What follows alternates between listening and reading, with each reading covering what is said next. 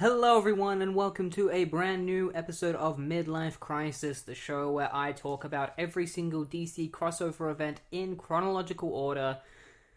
This week we are continuing where we started last week, which is Countdown to Infinite Crisis. This is the second week of the countdown, and the final week as well, because we're going to be finishing up the final bunch of stories and mini-series that lead up to Infinite Crisis. Lightning Strikes Twice, Rann and Thanagar War, Day of Vengeance, and Crisis of Conscience. And so we're going to be beginning with Lightning Strikes Twice, which is written by Judd Winnick, with art by Ian Churchill and Norm Rapmond. And so without further ado, let's just get straight into it, right? There's no reason to stall or anything. So Lightning Strikes Twice is a crossover between Shazam and Superman, and is apparently very important. It's important enough to include it in the Infinite Crisis Omnibus, which is what I've been using to read Countdown to Infinite Crisis. So it begins with Bruce Gordon, who is most notably, usually he is the alter ego of a character called Eclipso.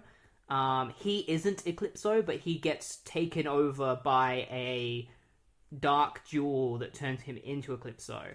But right now he's just regular Bruce Gordon, and he's looking for something, going from country to country, looking for what I would presume to be the Eclipso gem, which leads into South America. But every time he gets to each location, he's too late. He keeps missing it. And the person who is relaying this information is actually the wizard Shazam. He's telling Captain Marvel, Billy Batson, that this is currently going on, that Bruce Gordon is looking for the gem.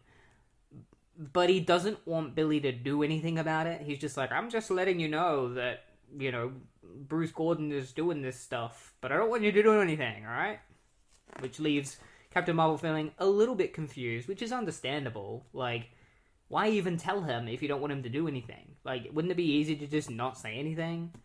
Maybe it's just a plant into his mind that this is going on, just in case something happens that Billy does have to take action. I don't know. It seems like a Destiny thing. So then we cut to a bunch of people who are killing themselves. That's right.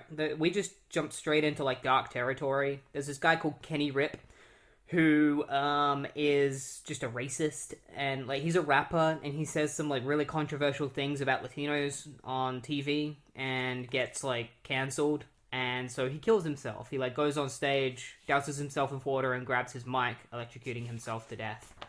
And then we cut to a bar where there's this guy named David Tellis. He paid a scalper $500 for fifth row tickets and blew $200 on dinner. And then he goes to the show, and it's actually Kenny Rip's show. And so he sees this guy kill himself. And so that just makes David even angrier.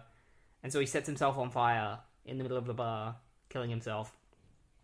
And then we cut to this guy named Malcolm, who hates his ex-wife, he hates his job, he hates everything.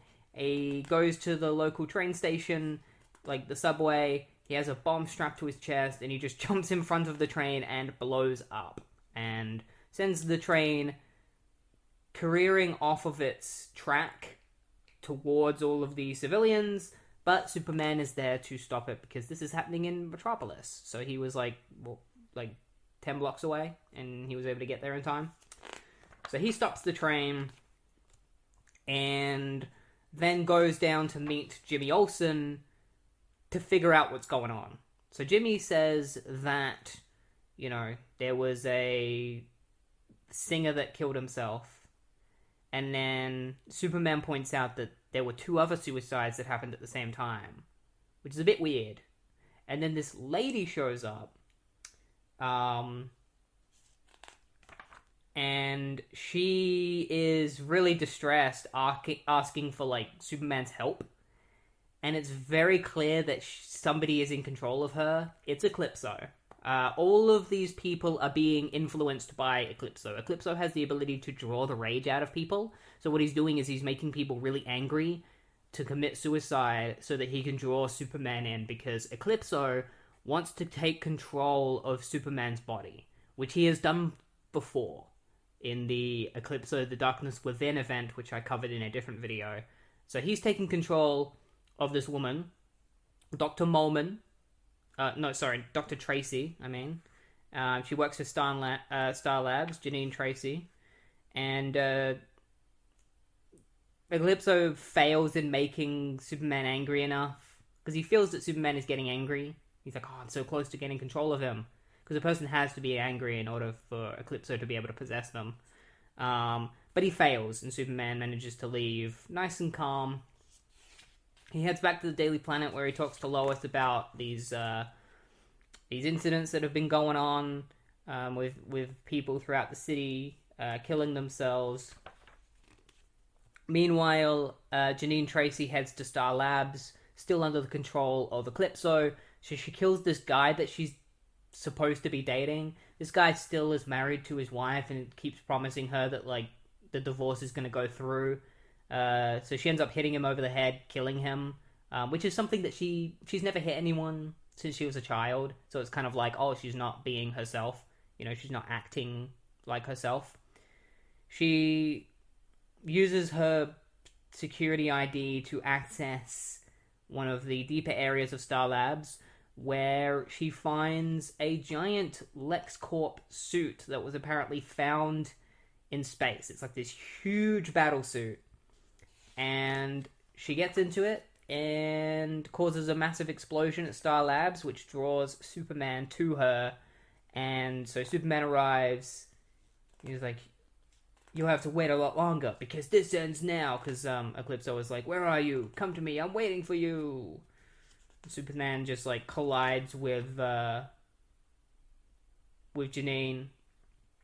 And, yeah, then Janine is like, you misunderstand, like, I was waiting for you. And starts fighting Superman, and because the suit is made out of kryptonite, it hurts him. And he also has, like, red sun lasers, so that hurts Superman as well, because red sun harms Kryptonians or takes away their powers so that they can get hurt. And Clark assumes that this is Luthor, which Eclipso says, like, yeah, like, it makes sense that you would assume that it's Luthor because this is a LexCorp robot, but it turns out it's actually me, Eclipso. Eclipso lives again, and this body will only last so long, so I was hoping to take yours. And then it ends there. So far, this story is pretty mediocre already. I don't know. Eclipso, it's really hard to do interesting stories with Eclipso. But we'll see what happens. Maybe it picks up. Like, maybe once Shazam's role grows in this and, like, he shows up again, maybe this little 3-part story gets better. Alright, Lightning Strikes Twice Part 2. The fight between Eclipso in the LexCorp suit and Superman continues. Eclipso says, either you can give me what I want, or I will maim everyone in this entire building. And Superman's like, how about neither? And just, like, punches Eclipso out of the building. Eclipso has his, like, dark crystal in his suit set up to, like, a little magnifying glass, which he can use to shoot a tiny beam, and if it hits Superman, will control his mind, which he tries to do, but Superman is too strong-willed. It doesn't work against him. He's able to punch Eclipso, and so Superman starts, like, ripping the mech suit apart, but Eclipso sets off, like, what would you call it? Like, a pulse field that hits Superman with red solar energy, which hurts him. Jimmy Olsen and Lois Lane are watching from down below, as well as a whole crowd of people watching Superman fight this Luthor robot, but they don't know that it's Eclipso. And this is, so right here is one of the examples of why it's really hard to take this story seriously. It's not a very deep story. It's literally just Superman fighting Eclipso. But there is a shot where the Lex suit opens up, and you see Janine, who Eclipso is possessing, and she's wearing nothing but a bra and a pair of panties. For no reason. She's just, like, almost naked inside the suit. And it's like, no wonder I can't take this story seriously. it doesn't even take itself seriously. It's too busy trying to give people fan service. And so Eclipso decides to do something drastic in order to take control of Superman's body. Because he needs to get him angry. So what he does is he kicks the suit off the top of the building, which causes it to fall down towards the crowd below. And then, in Janine's body, he jumps off the building and is basically like, Superman, you can either save Janine or save the people, but you probably can't save us both. So someone's gonna die. And he's counting on this to be enough to make him angry, but he doesn't realize that he's facing Superman, and Superman always beats the odds. So he saves the Lex Cop suit, stops it from falling, like he catches it, and then he uses his icy breath to cushion Janine's fall, saving her. And she drops the crystal, which means Eclipso loses control of her. And then Superman sees Lois and is like, where's the crystal? Like, did you see anyone pick up, like, a black gem? And Lois is like, no, I didn't. And so Clark heads back to the Daily Planet, where he gets in contact with Bruce Gordon. He's like, Eclipso's back again. You know, how are we going to beat him? And Bruce Gordon's like, I don't know. Like, you're dealing with magic, Clark. You know, I've been dealing with it for years. Just keep in touch. You know, I'll try and help you as much as I can. So Clark heads back home, where he sees Lois. And Lois is acting really weird. She's acting like she's almost siding more with Eclipso than Superman. And it's because it's incredibly obvious when you're reading it. She's being controlled by Eclipso. The person that picked up the gem was Lois. And Clark is kind of stupid here. Because, like, he sees Lois writing a story where it's like, leaving 3 dead and dozens injured, Eclipso, targeting innocent people, successfully lured Superman into combat in the downtown area. It begs the question of, who is the bigger threat? The villains that seek to do harm, or the supposed heroes, you know, who are actually lightning rods for these supervillains? And Clark, instead of just being like, you're probably controlled by Eclipso because Lois doesn't act like this, he's just like, why are you acting like this? Like, why are you siding against me? Like, why are you... Like, it feels like Clark was dumbed down just to make the story work, or to make the reveal that Lois is controlled by Eclipso a surprise to him, when in reality, he should have figured it out immediately. He should have been like, you're Eclipso. You're the one that picked up the gem. Also, the entire time, it's really hard to take this conversation seriously that they're having, right? Because Lois Lane is writing up this story that is defaming Superman. And while she's doing so, she's just wearing, like... She's basically wearing Supergirl's shirt, like the white shirt with the Superman symbol on it, and panties. But she's not just wearing panties.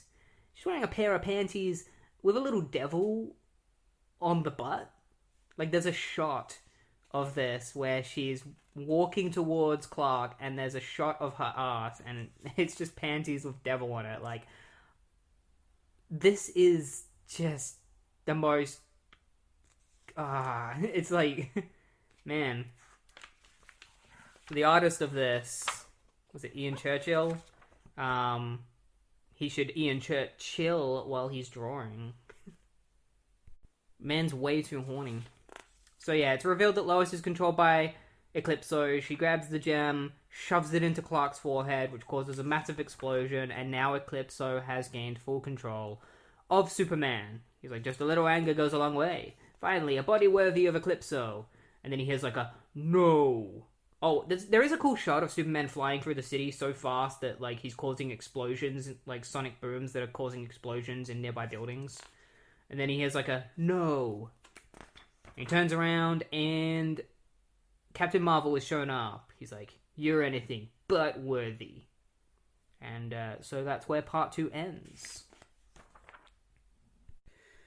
Alright, Lightning Strikes Twice Part 3. Superman and Captain Marvel fight each other for most of the issue. Just trading blows back and forth. One of the most interesting things that happens in this issue is, while they are fighting, there's this couple that are bickering because, like, this woman's husband is, like, eating eggs while he's trying to, like, keep his cholesterol down. She's like, are you eating those eggs? And he's like, no. It's like, I swear to God, Chester, if you're touching those damn eggs, isn't your cholesterol high enough? Man, will you give it a rest? baby, when your number's up, your number's up. What do you think a few little eggs are gonna do to me? And at the same time, you know, Superman and Captain Marvel fly past his window, causing a sonic boom, which makes him go like, ah! But yeah, that was funny.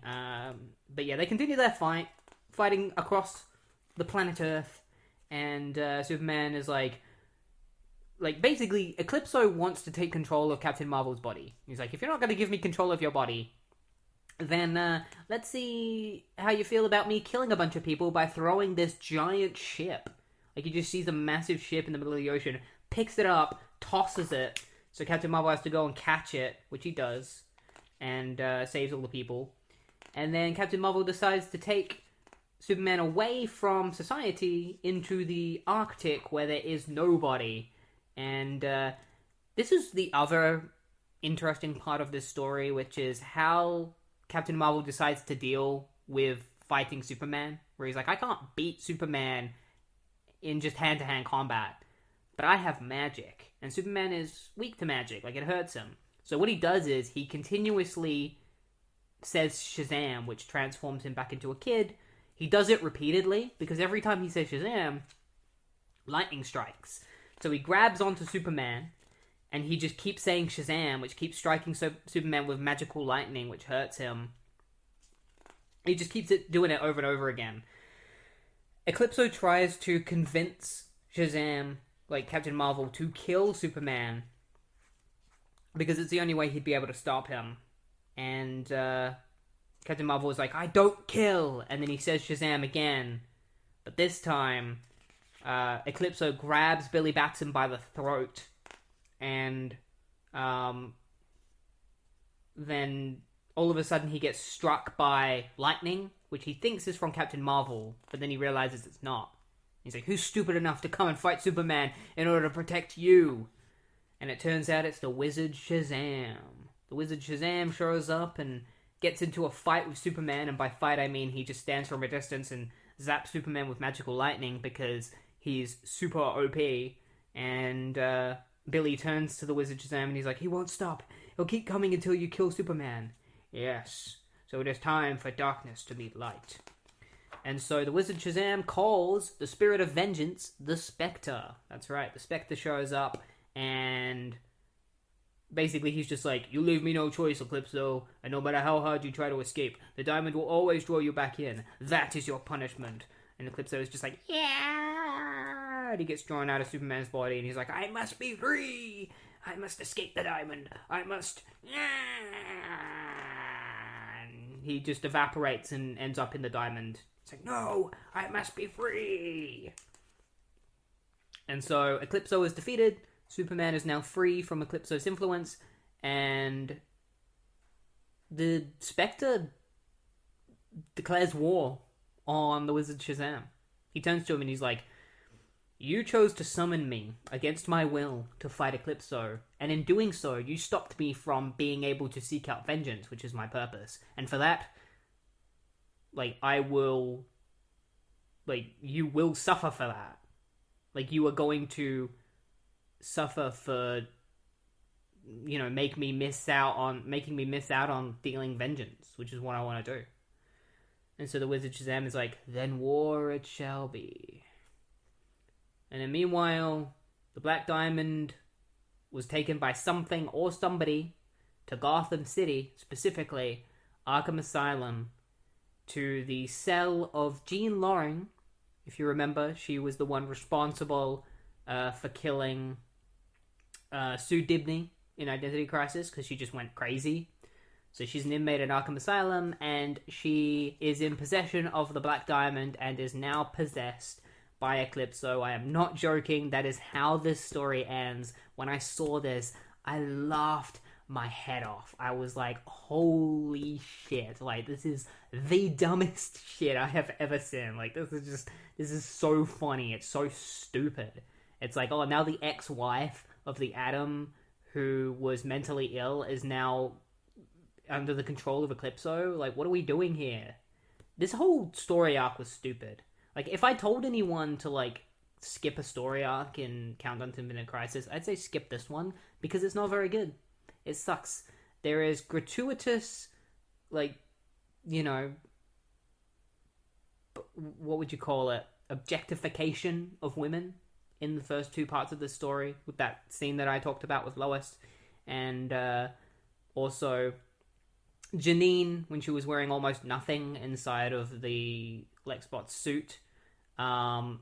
If you don't believe me, like, look it up. Look up the scene of Lois Lane arguing with Superman and tell me that, like, it isn't weird that she was drawn that way for this. But overall, the entire story, first of all, it's not even original. This story is exactly the same as one of the issues of Eclipso the Darkness Within, where in that event, there was a tie-in where Superman got mind-controlled by Eclipso, and Captain Marvel fights him. So it's not even original. This has already happened in a different event. The exact same thing, only it was better in that one, because it didn't have all the objectification and, like, weird sex stuff. Like, weird, like, I don't know, like, weird Guna behavior of the artist. The third issue was definitely the strongest one, just because it was cool to see the Wizard Shazam show up and actually fight. It's the first time I've ever seen him use his powers against somebody, so it was cool to see him fight Superman. It was also cool to see Billy Batson, like, use his ability of going Shazam to, like, hurt somebody. It's not something that you see very often. This might have even been one of the first times where he's used that strategy. I don't know. I don't remember it ever happening before. He probably did do it before, but it was smart of him to use that against Superman. But overall, this story arc sucked, and if I ever read Infinite Crisis again, I'm definitely skipping it. And so now that we're done with Lightning Strikes Twice, we are now moving on to the story that was technically building up. And by building up, I mean the last couple of pages are what build up this story. That's right, we're talking about Day of Vengeance, a 6-part miniseries written by Bill Willingham, with art by Justiniano and Walden Wong. So yeah, Day of Vengeance Part 1. One last drink at the end of time. Alright, Day of Vengeance Part 1 begins at Arkham Asylum, where we left off at the end of Lightning Strikes Twice, with Jean Loring, who has now been possessed by Eclipso. He has been talking to her repeatedly, she can't get to sleep, and eventually he promises her something that we don't get to hear, but it's what pushes her to agree to him, and so he starts transforming her into Eclipso, which she complains that it's a lot more painful than he said it would be. She actually gains a pretty cool design. She becomes like goth girl Jean Loring, blasts her way out of Arkham Asylum and heads off screaming, "Look at what you all have to answer for now," which he's probably referring to, like, the Spectre and other magic users. And then we switch over to the character who will serve as our protagonist for most of this story, or, like, you know, the surrogate for the reader, Ragman, aka Rory Regan, I think his name is, right? Rory Regan. He is a vigilante who finds terrible people and he kills them. Like, he, like, absorbs their spirit into his giant cloak of rags, and they become a part of his cloak, and he can use them to make himself stronger and power himself up. Basically, if they work alongside him, like if they agree to work with him, their suffering will be shortened. As right now, he's working for God. He doesn't know why, but God has turned to him instead of the Spectre in order to deal out vengeance. So he's dealing with this guy named Joe who murdered a couple of people. So we get to see Ragman suck out his essence and fuse his soul with his cloak. And then all of a sudden, he just gets teleported into the middle of the woods where somebody is calling for help. They're trapped under a couple of trees. So Ragman helps lift the trees using all of the might of dozens of souls. And he discovers that the person trapped under the trees is the Enchantress, aka Junie Moon. Enchantress is a character who has multiple personalities. The Enchantress is a personality, and then Junie Moon is another personality. Seems like they're working together pretty well. Sometimes she's a villain, sometimes she's a hero. Right now she seems to be on the good side. But she tells Ragman that she and all the other sorcerers in the forest were attacked by the Spectre.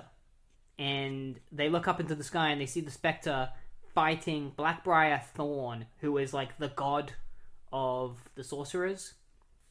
He just started attacking them for no reason. And so they're going to need to figure out how to stop the Spectre, because he's clearly gone on some kind of insane rampage. So Enchantress and Ragman head to the Oblivion Bar, where all of like the different like occult characters or anyone connected to magic goes. Cicada is in there for some reason. You know, the Flash villain? He's there, and everyone's fine with that.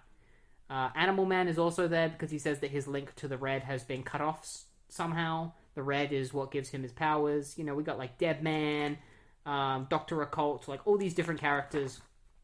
And Blue Devil is here as well. And then the owner of the bar is Jim Rook. And they say that the reason why it's called the Oblivion Bar is because last guy that caused the problem there ended up in Oblivion.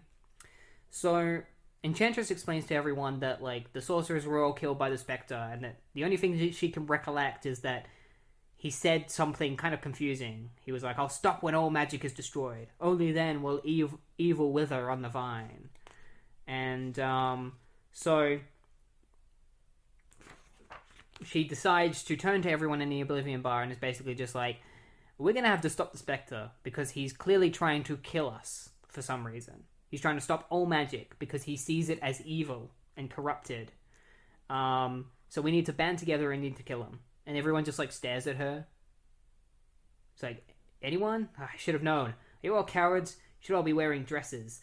And Blue Devil comes up behind her and is like, settle down, Enchantress. There's a difference between cowardice and an unwillingness to commit suicide. The only people that are capable of taking down the Spectre are people like Dr. Fate and Phantom Stranger, so we should just let them take care of it. Madame Xanadu, you know? And somebody speaks from behind Ragman. He's like, I wouldn't be too sure about that, young fella. You know, they're not going to be able to help you. You know, I don't know about those other big guns you mentioned, Ragboy, but if they ended up like this little black mouse here, then we can't count on them to save our butts this time. So we're introduced to Detective Chimp. He's at the bar. He's the guy that's talking right now. He has a little black mouse who he swears it's Phantom Stranger, that Phantom Stranger was turned into a mouse, which means Spectre has already dealt with the really powerful magicians like Phantom Stranger. Now we know Detective Chimp, aka Bobo, from there was a Flash arc that I talked about, which was about Gorilla Grodd starting a war with like Earth's animals, and they had to team up with Detective Chimp in order to stop him. It seems like his life has become a little bit run down since then. He's much drunker than he usually is.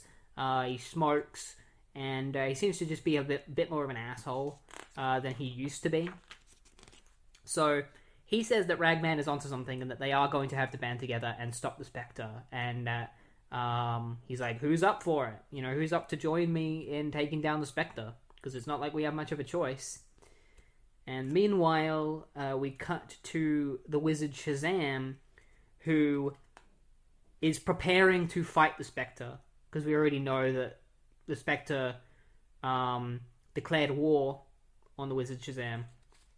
And he tells Captain Marvel to go and keep Spectre busy, like to distract him, to keep him busy, so that Shazam can be ready to face him. And so Captain Marvel heads off. He's like, I won't let you down, you can count on me. And so that's where part 1 of Day of Vengeance ends. Alright, Day of Vengeance part 2, some Enchantress Evening. So this is when the book gets a little bit confusing, because it's almost like it's ignoring the ending of Lightning Strikes Twice, because at the end of that, the reason why Spectre calls a war on magic is because Shazam called him and took him away from dealing with vengeance, and that really upset him. But this book changes the reason why Spectre has gone crazy, and they say that, like, instead of it being, you know, Shazam calling him, it like, this miniseries just completely ignores Lightning Strikes Twice, pretty much. Like, entirely.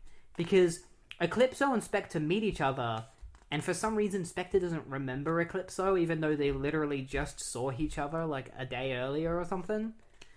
Because it begins with the Spectre going around getting vengeance on people. It starts off with something understandable, like he's getting vengeance on a serial killer who he uses a bunch of crows to rip to pieces. But then we just start seeing him, like, we see him enacting a vengeance against people that don't deserve it. You know, first one is a woman who cheated on her husband. You know, second one is a little kid that stole $6 from his mum's purse. You know, there's a person who spoke really to their father, somebody who cheated on his taxes, and he's, like, murdering all these people brutally, including a child. The reason why he's doing this is because the Spectre doesn't have a host, and when the Spectre doesn't have a host, he doesn't know right from wrong. Like, he doesn't know which people to go after. So he ends up just going after anyone that's done anything wrong, regardless of how small it is. So Eclipso comes to him in the body of Jean Loring and explains to him that she can guide him towards the source of evil so that he can just get rid of it and never have to worry about it ever again. And Spectre is like, what's the source of evil? And she's like, it's magic. And so that's how Spectre started going after magic users and wanted to kill every single magician. So, at this time, Enchantress is using her powers to, like, sift through the Spectre's mind, where she senses Eclipso, and then she also senses Jean Loring. And so she's kind of going through their memories to figure out how Spectre became the way he is. And meanwhile, Spectre is busy taking down the strongest. Like, we get to see him take down, like, the strongest magicians, like Phantom Stranger, Dr. Fate, Madame Xanadu. Like, he goes and fights them all, and then he starts, like, burning down churches of witches and destroying the Fountain of Youth, anything magical. And so Detective Chimp says to everyone at the Oblivion Bar, he's like, I think we got a few hours. And Blue Devil was like, what are you talking about? A few hours? Like, you're talking nonsense. And Detective Chimp is like, well, he's looking for magic, right? So he's probably going to come to the bar where there's a lot of magic people. So we should get the hell out of here, scatter, and then regroup later once we figure out what we're going to do. And Paul Rook says, no, that's suicide. What we should do is we should try to find a way to take down the Spectre. You know, maybe if we take down Eclipso, like, we can't fight the Spectre, he's too powerful. But maybe we can fight Eclipso, because he's a lot weaker than Spectre, especially in the body of Jean Loring. So I feel like we might be able to take her down, and once we take her down, maybe Spectre will come to his senses. And so they decide to create a team that they don't name yet, but it's basically the Sentinels of Magic from Day of Judgment. And they decide to head back to the woods where all of the sorcerers died, so that Enchantress can gain, like, a signal to Spectre to figure out where he is, so they can immediately teleport to him. While they're there, Detective Chimp asks Jim if he can borrow one of the magic characters. I can't remember her name. He just calls her Magic Babe number 2, which she gets really mad about. He's like, if you say that again... She's like, if you say that again, I'll turn you into... And before she can finish, Detective Chimp is like, you can turn me into whatever you want. Just, you know, give us an hour first so that we can take care of this. And Jim's just like, what are you doing? Like, where are you going? And Detective Chimp's like, I can't tell you. We just need an hour and we'll be back, alright? And so they head off to do whatever Detective Chimp is planning to do off-panel. We'll probably see it in a different issue. So Enchantress gets the signal of the Spectre, figuring out where he is. But before they leave, she decides to take Ragman aside, and she gives him a gun that is powered by magic bullets that will be able to pierce her defenses. And he's like, why are you giving me this? She's like, because I have multiple personalities. You know, sometimes I'm good, other times I'm really evil. So if I look like I'm gonna become evil, don't shoot me, but make me think you're gonna shoot me, and it'll probably snap me out of it. But I need to believe that you will shoot me. And Ragman is like, I'm not gonna shoot you. Like, I'm just gonna tell you now, like, I'm not gonna be able to do that. So instead, how about I suggest this? You know, if you go evil, I will suck your soul into my rags, and you will become a part of my rags for eternity. And, you know, if you help me, eventually you'll be able to be set free, but you'll never truly be free. Like, you'll never be able to walk planet Earth ever again. You'll just have, like, you'll essentially be in purgatory for the rest of your life. She's like, that sounds pretty terrifying. All right, sounds good. You know, wow, Boy Scout, suddenly you have hidden depths, real darkness. I'm impressed. And then Ragman just jumps in, like, just smacks her lips. He's just like, gives her a huge smack. He's like, quit calling me Boy Scout. And, like, he kisses her, makes out with her. She's like, what was that? Why did you... But I thought, don't you ever do that again, or else. And she, like, walks away with the pistol hovering in her hand.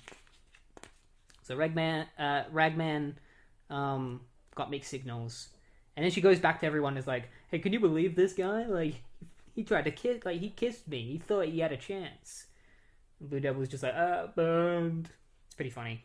And so Enchantress teleports Ragman, Blue Devil, Shining Knight, I think, is there too, and herself, all to where the Spectre's current location is, which is in the middle of a city, Budapest, and he is in the middle of a fight with Captain Marvel, and Eclipso is just watching from the side. So Spectre and Captain Marvel are fighting each other, and the others are going to fight Eclipso, like Enchantress and the gang are going to fight Eclipso, and so we'll see how that turns out in part 3 of Day of Vengeance. Alright, Day of Vengeance Part 3. This one is actually drawn by a different team, Ron Wagner and Dexter Vines. So Captain Marvel continues his fight against the Spectre, while the other magic characters fight Eclipso, and, you know, Blue Devil is the narrator of this issue, talking about his abilities. He has a trident that allows him to send people back to hell, but it doesn't work against Eclipso because she doesn't come from hell. It's like, doesn't that just ruin my whole day? She's like, don't get me wrong, I've heard hell's a fine place. I've long planned to visit, but not today. It's like, fine, you may not be a demon by the strict definition, but you are definitely evil, which means I can add you to my suit of rags. And Ragman tries to, like, covers her in his rags and tries to, like, suck Eclipso into his rags, but his rags just get blown apart. And his rags are made out of souls, so all of these souls, like hundreds of souls, just get completely obliterated by Eclipso, purely as knockback for trying to absorb Eclipso. So Ragman just loses a bunch of souls, and Ragman gets really upset because he's like, these may have been the souls of, like, bad people, but they are still people that deserve the chance at redemption, and now they're not going to get it. Instead, they got non-existence. And Blue Devil's just like, weep later! But now you're going to haul your butt off the ground and get back into the fight. Let's be clear, Ragman, you're going to spend every remaining one of those low-life souls if that's what it takes to win. And Eclipso then just hits Blue Devil away. He's like, whoop, smacks him, and he's just like, ah! He's like, oh boy, and he smashes into a nearby building. He's like, this is gonna hurt. Meanwhile, we cut to Detective Chimp, who is with Nightshade. They revealed her name in this, and now I know her name. They actually make fun of her in this because apparently she's a character that no one really knows about. Detective Chimp is just like, who even are you? Like, nobody even really knows who you are. You're nothing compared to, like, anyone else here. And she's like, well, I'm the girl who decided to go on this suicide mission. She's like, anyway, why are we in this random town in Ohio? Detective Chimp is like, we're here to find a young girl who can use magic and might be the key to defeating the Spectre. And at the same time, he's like trying to come up with a name for their team. He's just like, okay, how about the Soldiers of Shadows? mysterious and spooky. No, wait, even better. The Oblivion Bar's All-Star Discount Hero Squad and Good Time Traveling Bingo Show.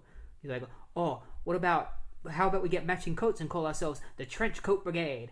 No, don't say anything. Even I think that one's dumb. It's pretty funny.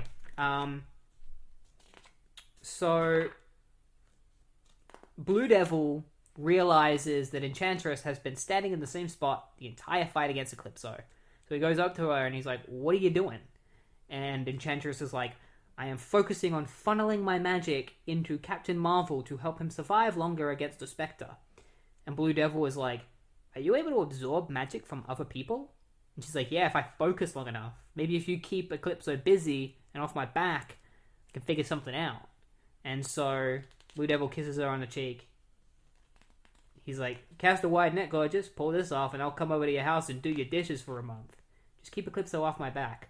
One thing first, and then feel free to tap me like a keg. Hey, hag lady, here's a nice present for you. And he throws his trident at Eclipso, stabbing her in the chest, causing a massive explosion and knocking Eclipso out. And then all of a sudden, a bunch of shadows, like black goo and stuff, comes out of Eclipso's chest and into the sky.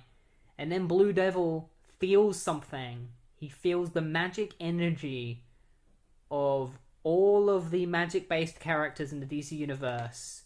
He feels them giving their energy to Enchantress, like Goku with the Spirit Bomb at the end of Dragon Ball, or at the end of the Frieza Saga in Dragon Ball Z. And she's funneling all of the magic from everyone in the universe into Captain Marvel, allowing him to be powerful enough to fight the Spectre and gain the upper hand. But it's causing a lot of stress on Enchantress's body, and she doesn't know how long she can hold this up for. And so we cut back to Detective Chimp and Nightshade. He talks to a local dog to find the house of the Zeklin family. And he heads over to the Zeklin family. He knocks on the door, and Mr. Zeklin opens, and he's like, good evening, Mr. Zeklin. Can Laurie come out to play? And so that's where Chapter 3 ends. It ends with Detective Chimp requesting to meet with somebody named Laurie Zeklin, and we'll find out who that is in Part 4 of Day of Vengeance. If it's a very specific character, I don't know who it is. I've never heard of a Laurie Zeklin. Alright, Day of Vengeance Part 4, Monkey Business. This one is narrated by Detective Chimp. We get to see his origin, where he was found in a forest by some guy whose name is Fred Thorpe. He made the chimp into Detective Chimp, noticing that he was smarter than your average chimp, and, had him figure out when people were lying and if people were lying or not, and this eventually evolved into, he called him Bobo, but Bobo isn't apparently his real name, but you can't say what his real name is because it's a secret. But Bobo eventually continues learning how to tell when people were lying or not, and that eventually evolves into him becoming a detective and doing actual murder cases and things, and then, the murder cases caused him to start drinking and that, because when you're dealing with serial killers and stuff, it's a very depressing job. Eventually your life just becomes what Bobo's is right now, a drunk ape who solves crimes. And so he's relaying this to Mr. Zeklin because Detective Chimp and Nightshade are there to talk to his daughter Laurie Zeklin, and then all of a sudden Nightshade and Detective Chimp become catatonic because Enchantress is drawing magic from all the magic users in the universe, so she draws their magic too. So they're frozen on Mr. Zeklin's couch, and he's like, you can't just sit on my couch, get out of my house, stop asking for my daughter. So, meanwhile, Captain Marvel is fighting Spectre throughout most of this issue, and we get to cut to different planets that have magic, as their essence is also absorbed out and given to Captain Marvel. Enchantress begins turning evil because all of this power is becoming too overwhelming for her. So she starts turning evil. She's like, no need to worry, Mr. Rook. I can handle the power. It's like, oh no, I knew it. She's gone Darth Vader. It's like, I can handle it just fine. she's evil! And, like, Shining Knight gets blasted by Enchantress's powers. Meanwhile, we get to meet Laurie Zeklin, who would be known as Black Alice. Apparently, she's the most powerful teenager in the entire universe, or the entire planet. She's walking home, having an argument with her ex-boyfriend because he was sticking his tongue down some other woman's throat. And she's like, no, my trying to kill you at the time does not make us even. Why not try actually being dead and we'll see if I feel better about you then. You need to so lose my number, Kyle. Gotta run now. I'm home and you know how much my dad hates me talking to you. Ciao. Anyone home? Hello? Dad? And then she sees her dad sitting in the living room. He's like, I'm here, honey. He's like, Dad, what are you doing? Sitting here in the dark. He's like, oh my. Dad, did you know there's a frozen monkey on the couch? And a hooker? Which is weird that she refers to Nightshade as a hooker, because Nightshade's costume doesn't look like a hooker at all. Like, she's got a full suit on. She's very, like, there's very little skin exposed. Like, usually when you think of a hooker, you think, like, oh, there's probably a lot of skin exposed, right? But, like, Nightshade has, like, almost no skin exposed. So I don't get why, you know, she calls Nightshade a hooker when Laurie has more skin exposed than Nightshade does. Maybe it's supposed to be an irony thing. I don't know. But Laurie's father turns to her and is like, honey, you know, they said they came looking for you. Like, are you some kind of superhero? And so we cut back to Captain Marvel continuing his fight against the Spectre while Ragman and Shining Knight fight against Enchantress, trying to knock some sense into her. So Shining Knight grabs his sword and he's just like, I'm coming, Ragman! Meanwhile, Captain Marvel starts losing his magic power because Enchantress has started using it for herself. So Spectre starts getting the upper hand against him. And Shining Knight manages to deflect some of Enchantress's powers back at her, keeping Ragman safe. While Spectre, having dealt with Captain Marvel, sees Eclipso with the trident in her chest. And he runs over and he goes, yeah! And he pulls the trident out, which causes a massive explosion that sends Spectre flying backwards, allowing Eclipso to wake up again. He's like, still alive, my love? Good, get up now. It's like, if you have any energy left, you need to fly both of us away from here, quickly, before they spot us. And so he grabs Eclipso and they leave together. And then Blue Devil kind of wakes up and he's like, oh, that hurt. Anyway, what's going on? Oh, Enchantress is evil? I'll deal with that. You know, I'll deal with her. And he walks over to her and he just punches her in the face and knocks her out. It's like, I'm sure your plan was good too, boss. Because Shining Knight is like, I've got a plan. He's like, it doesn't matter. He just punches her and knocks her out. It's pretty funny. And so Ragman's just like, what do we do now? And he's like, we go see what happened to Spectre and Captain Marvel, then plan from there. And maybe find out what happened to our missing team members, if we get a spare moment. And that's when Detective Chimp shows up and he's like, no worries, guys, we're back. Meet Black Alice. She's the most powerful teenager in the entire universe, and she's going to help us defeat the Spectre. Like, she should be able to help us defeat him. And so that's where part 4 ends. It ends on the crew getting back together, and I assume that in part 5 they are going to find the Spectre and fight him again, because that's what most of this miniseries has been. It's them fighting the Spectre gets away, they go after him, and they fight him again.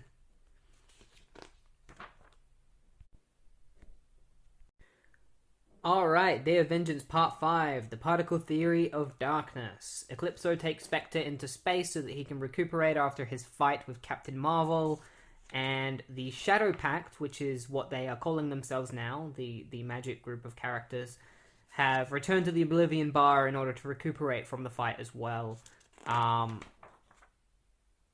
Billy decides that he's just gonna head off on his own, because his goal is to eventually defeat the Spectre. And he doesn't want to wait for them to get ready to do that, so he's just gonna figure out how to do it himself.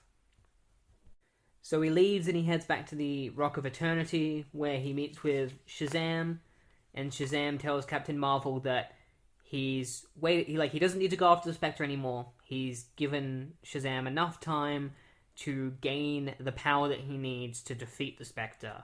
Shazam also mentions that, like, he already knows the Shadow Pact exists, because apparently Shadow Pact is the name of a group that has been around since ancient times, and that they have never been useful when it comes to dealing with things like the Spectre, and he imagines that it's going to be the same case again, where the Shadow Pact aren't the ones destined to beat the Spectre, it's Shazam that's going to have to do it. One thing I will say about the Shadow Pact is that I'm not a fan of the name. In Day of Judgment, the Magic characters all joined together and created the Sentinels of Magic, which only lasted for that single event. And Shadow Pact is basically the same group, and I'm not really a fan of the switching of the names. I think Sentinels of Magic is a much cooler name than Shadow Pact. Like, Shadow Pact just sounds like an Image Comics book that came out in the 90s. So, Bobo is in the Oblivion Kitchen, where he's asked how he knew who Black Alice was, and Bobo explains that he has been listening to the Phantom Stranger, who is in mouse form. He's been keeping him in his pocket, and so the Phantom Stranger is the one who advised him about Black Alice.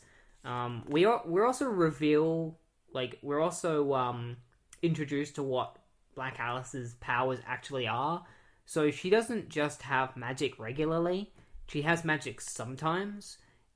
They don't make it clear at first, but eventually they reveal, I don't know why they wait so long to finally say it, but she has the ability to steal the magic abilities of other characters. So, like, a while ago, Dr. Fate lost his powers for a brief period of time, and it's because Alice took them for a few minutes and used them. Same with Zatanna, she used her abilities.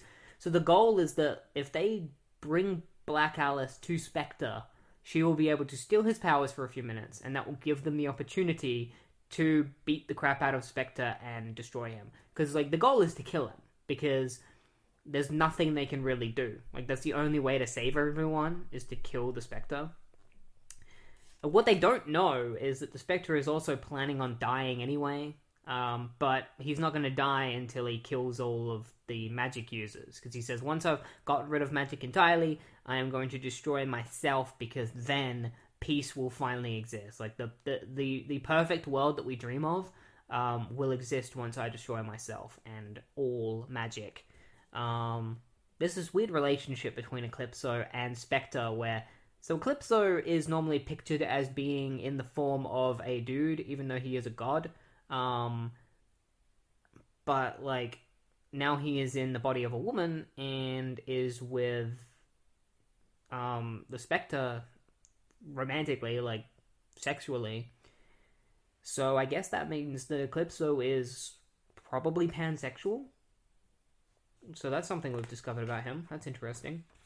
And also is gender fluid, I guess.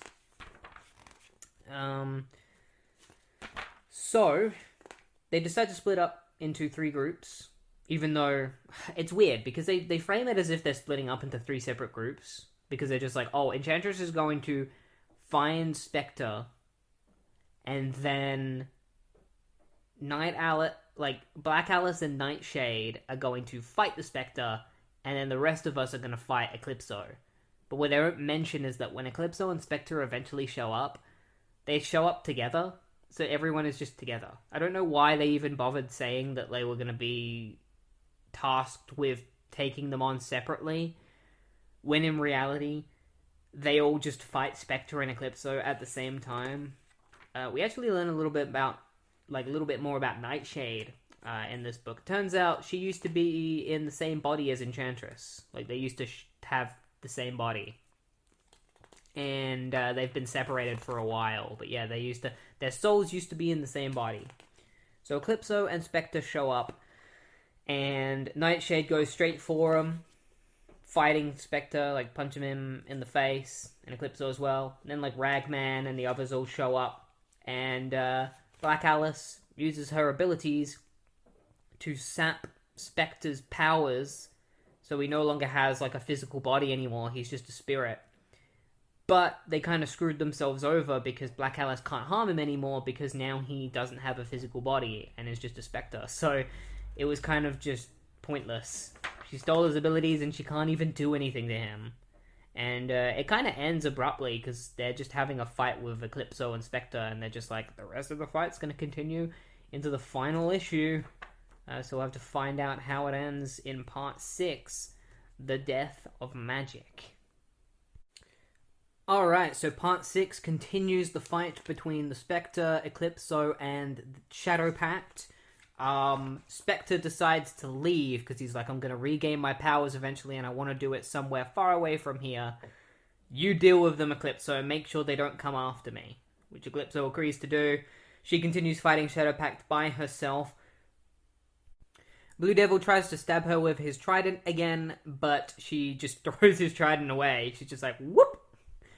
Lands in the ocean somewhere. He doesn't get it back for the rest of the issue. Bobo, or Detective Chimp, is talking to Phantom Stranger, the mouse. And this is when Phantom Stranger decides to tell Detective Chimp that Eclipso's weakness is sunlight, because for some reason, never told him that before, but there's not really anything they can do, because they just happen to be on an island called Twilight Island, where the sun almost never comes, so that's out of the window.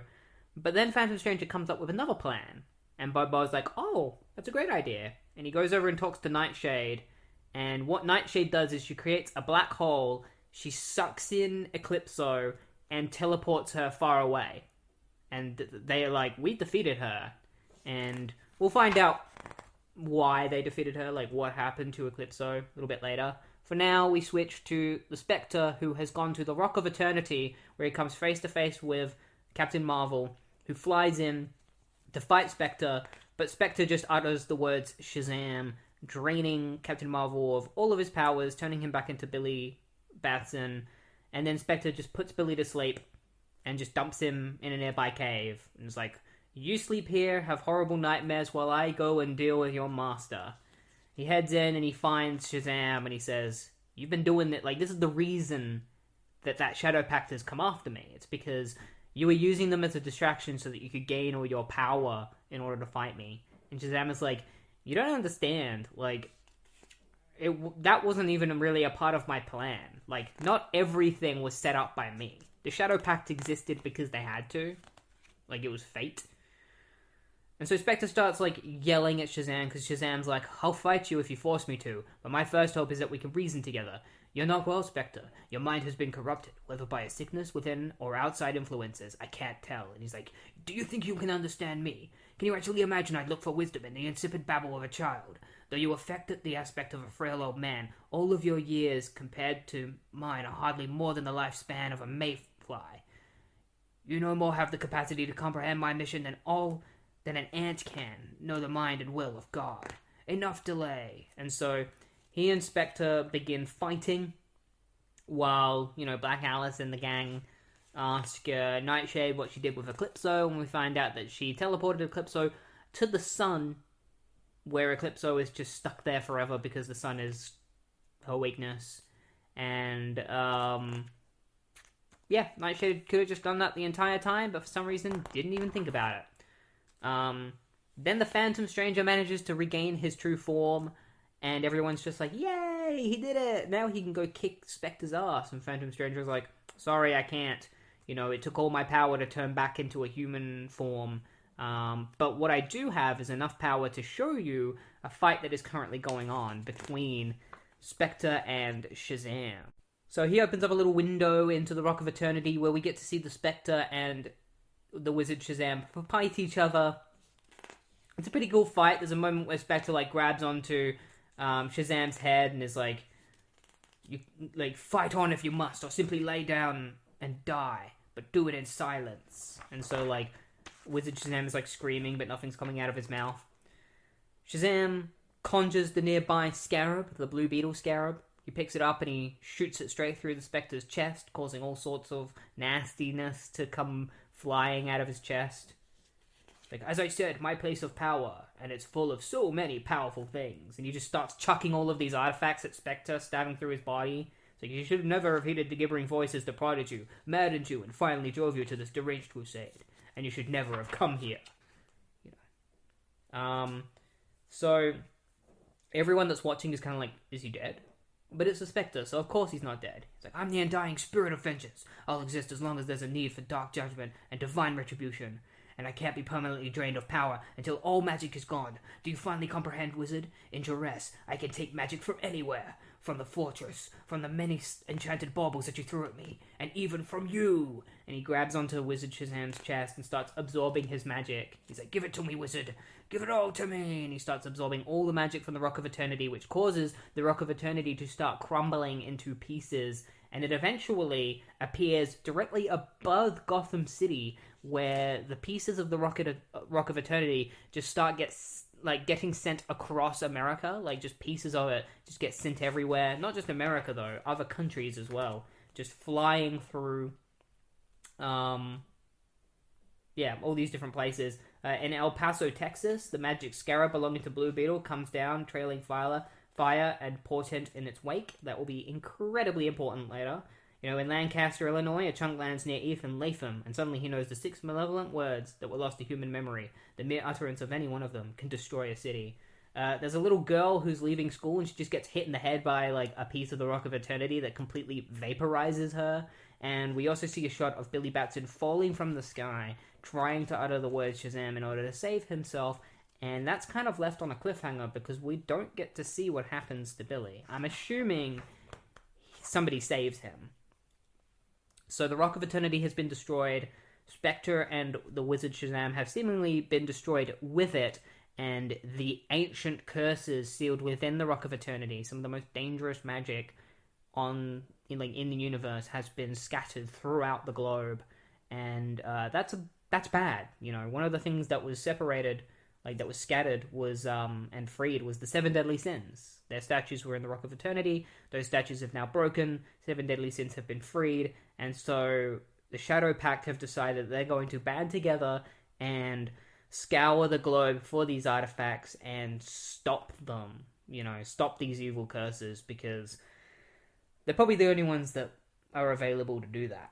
And so that's where Day of Vengeance ends, is on that little cliffhanger, and we will see the resolution to this storyline when we read Infinite Crisis. Much like these other miniseries, this gets resolved in Infinite Crisis itself. But for now, we're going to be moving on to the next miniseries, which is Rann and Thanagar War, Part 1. The Fires of War. Written by Dave Gibbons, with art by Ivan Reyes and Mark Campos. I think Ivan Reyes is one of my favorite artists at DC.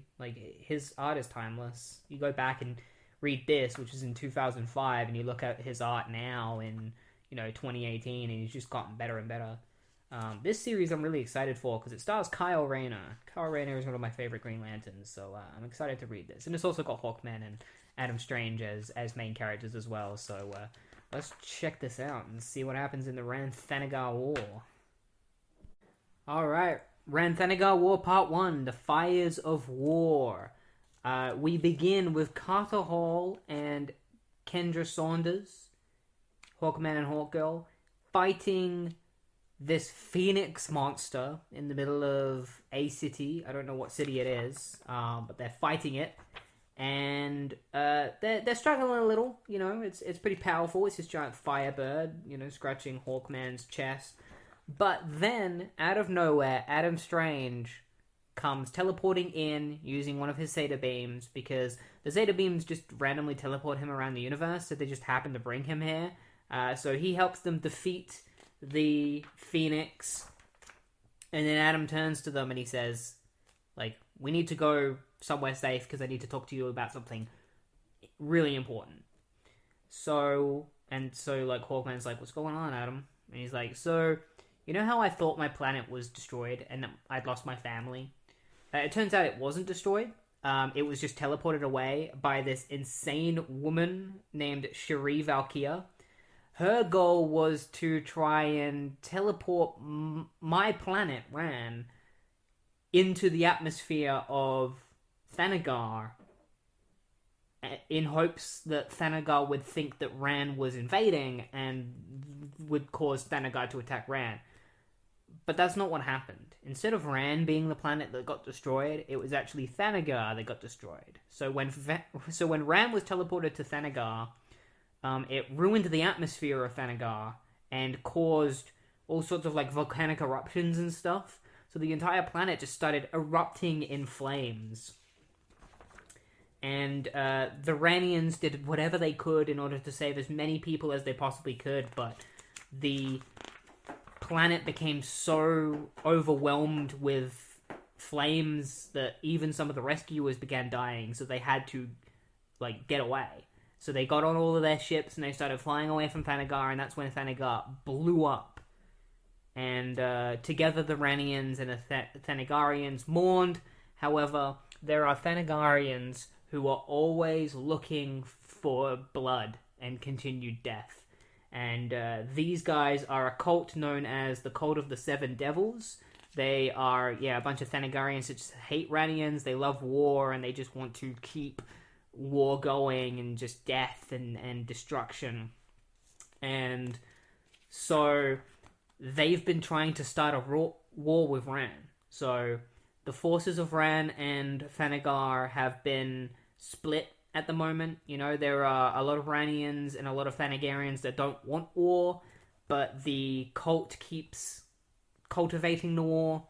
And there are also a few Rannians who don't want outsiders on their planet, so they're also instigating the war against the cult. So what Adam wants is he wants Hawkman and Hawkgirl to join him so that they can return to Rann and stop the war before it gets out of hand. Hopefully before it even starts. Because they believe that the Thanagarians haven't started the war yet. They're still preparing.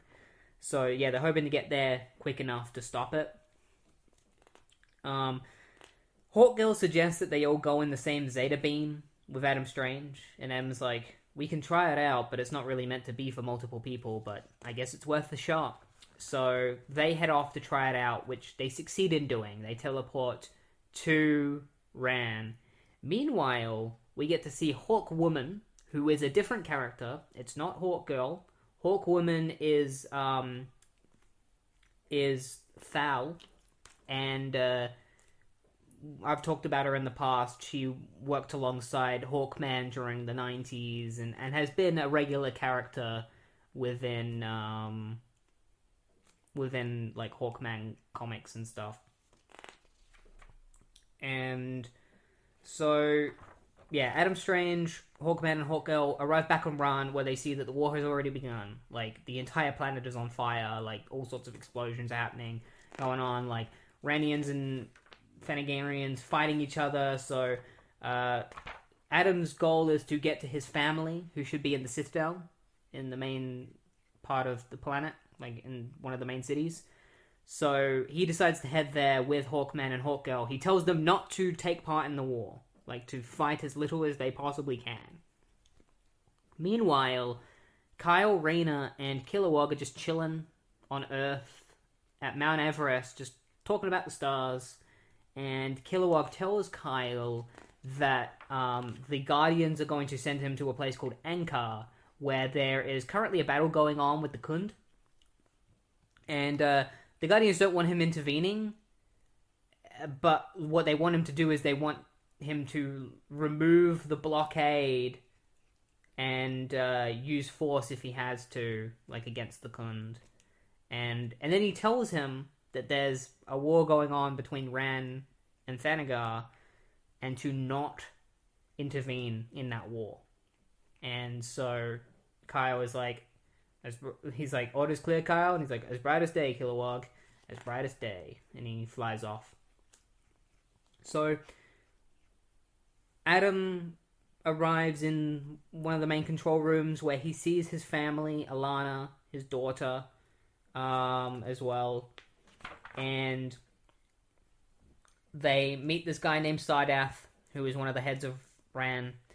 And Sardath explains to them that they've been, the cult has been attacking and causing all sorts of chaos across the entire planet. But one of the biggest problems is that on one of the neighboring planets, there are Tamaranian forces So it seems like Tamaran is in allegiance with Thanagar, which is not good. Especially because the leader of the Thanagarians, Commander, is pretty headstrong when it comes to war and stuff, and when she hates people, she's very adamant about, seeking that hatred and having the Thanagarians be, like, top of the food chain. And all of a sudden, a bunch of the cult Thanagarians just start blasting their way into the command center.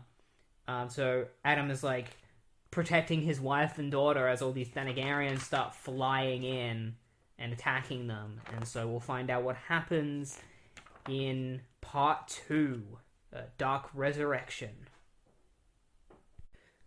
Alright, Part 2 begins on Throne World, where Starman and Tigor, who is a member of the Omega Men, are trying to defend the Rannians against the cult of Thanagar. Meanwhile, other remnants of the cult are on Thanagar, which has been destroyed, where they resurrect their god Onimar, who is this deity that feasts on souls.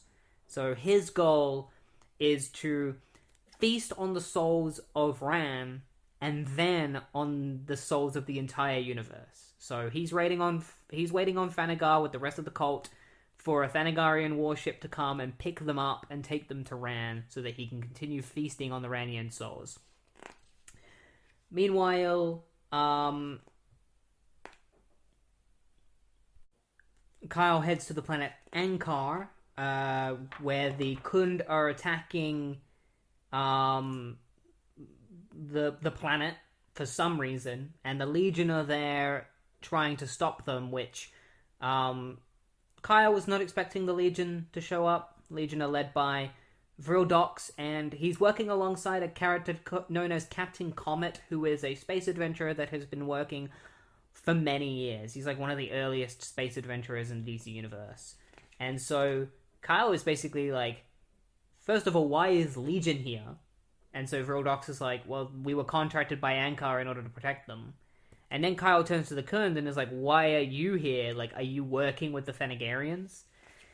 And the Khund swear that they're not working with the Thanagarians, but Vrildox decides to hack into the Khund's systems to see if they're lying, and it turns out they are. They were contracted by the Thanagarians to invade Ankar in order to try and find nth metal. Nth metal is the metal that, like, Thanagarian weapons are made out of, but the metal is so powerful that it can actually bend the forces of the universe itself.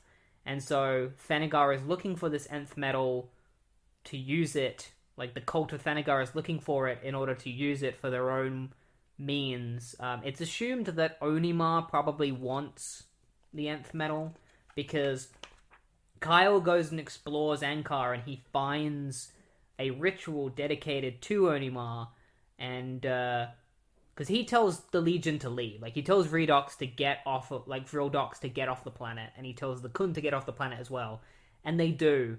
But Captain Comet doesn't. He decides to accompany Kyle, and Kyle's a little hesitant at first, but he agrees. And that's when they discover the ritual site of Onimar, and Kyle learns about Onimar. Like, he learns everything that I've said about him, which is that he is a god, and that he wants to suck the souls out of the entire universe, and that his statues are made out of nth metal, and that Onimar himself seems to be made out of nth metal as well. Meanwhile, on the planet Polara,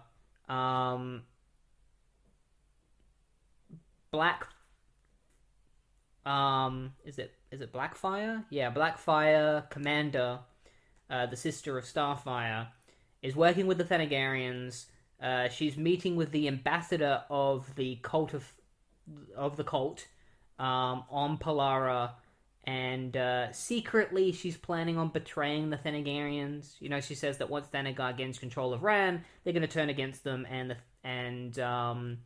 the Tamaranians are going to seize control of Rann from the Thanagarians. But obviously, Thanagar doesn't know about that. They're just here to have a party with the Tamaranians, and they've also brought Shara Thal with them. Shara Thal, She was, yeah, I've already talked about the original Hawkwoman.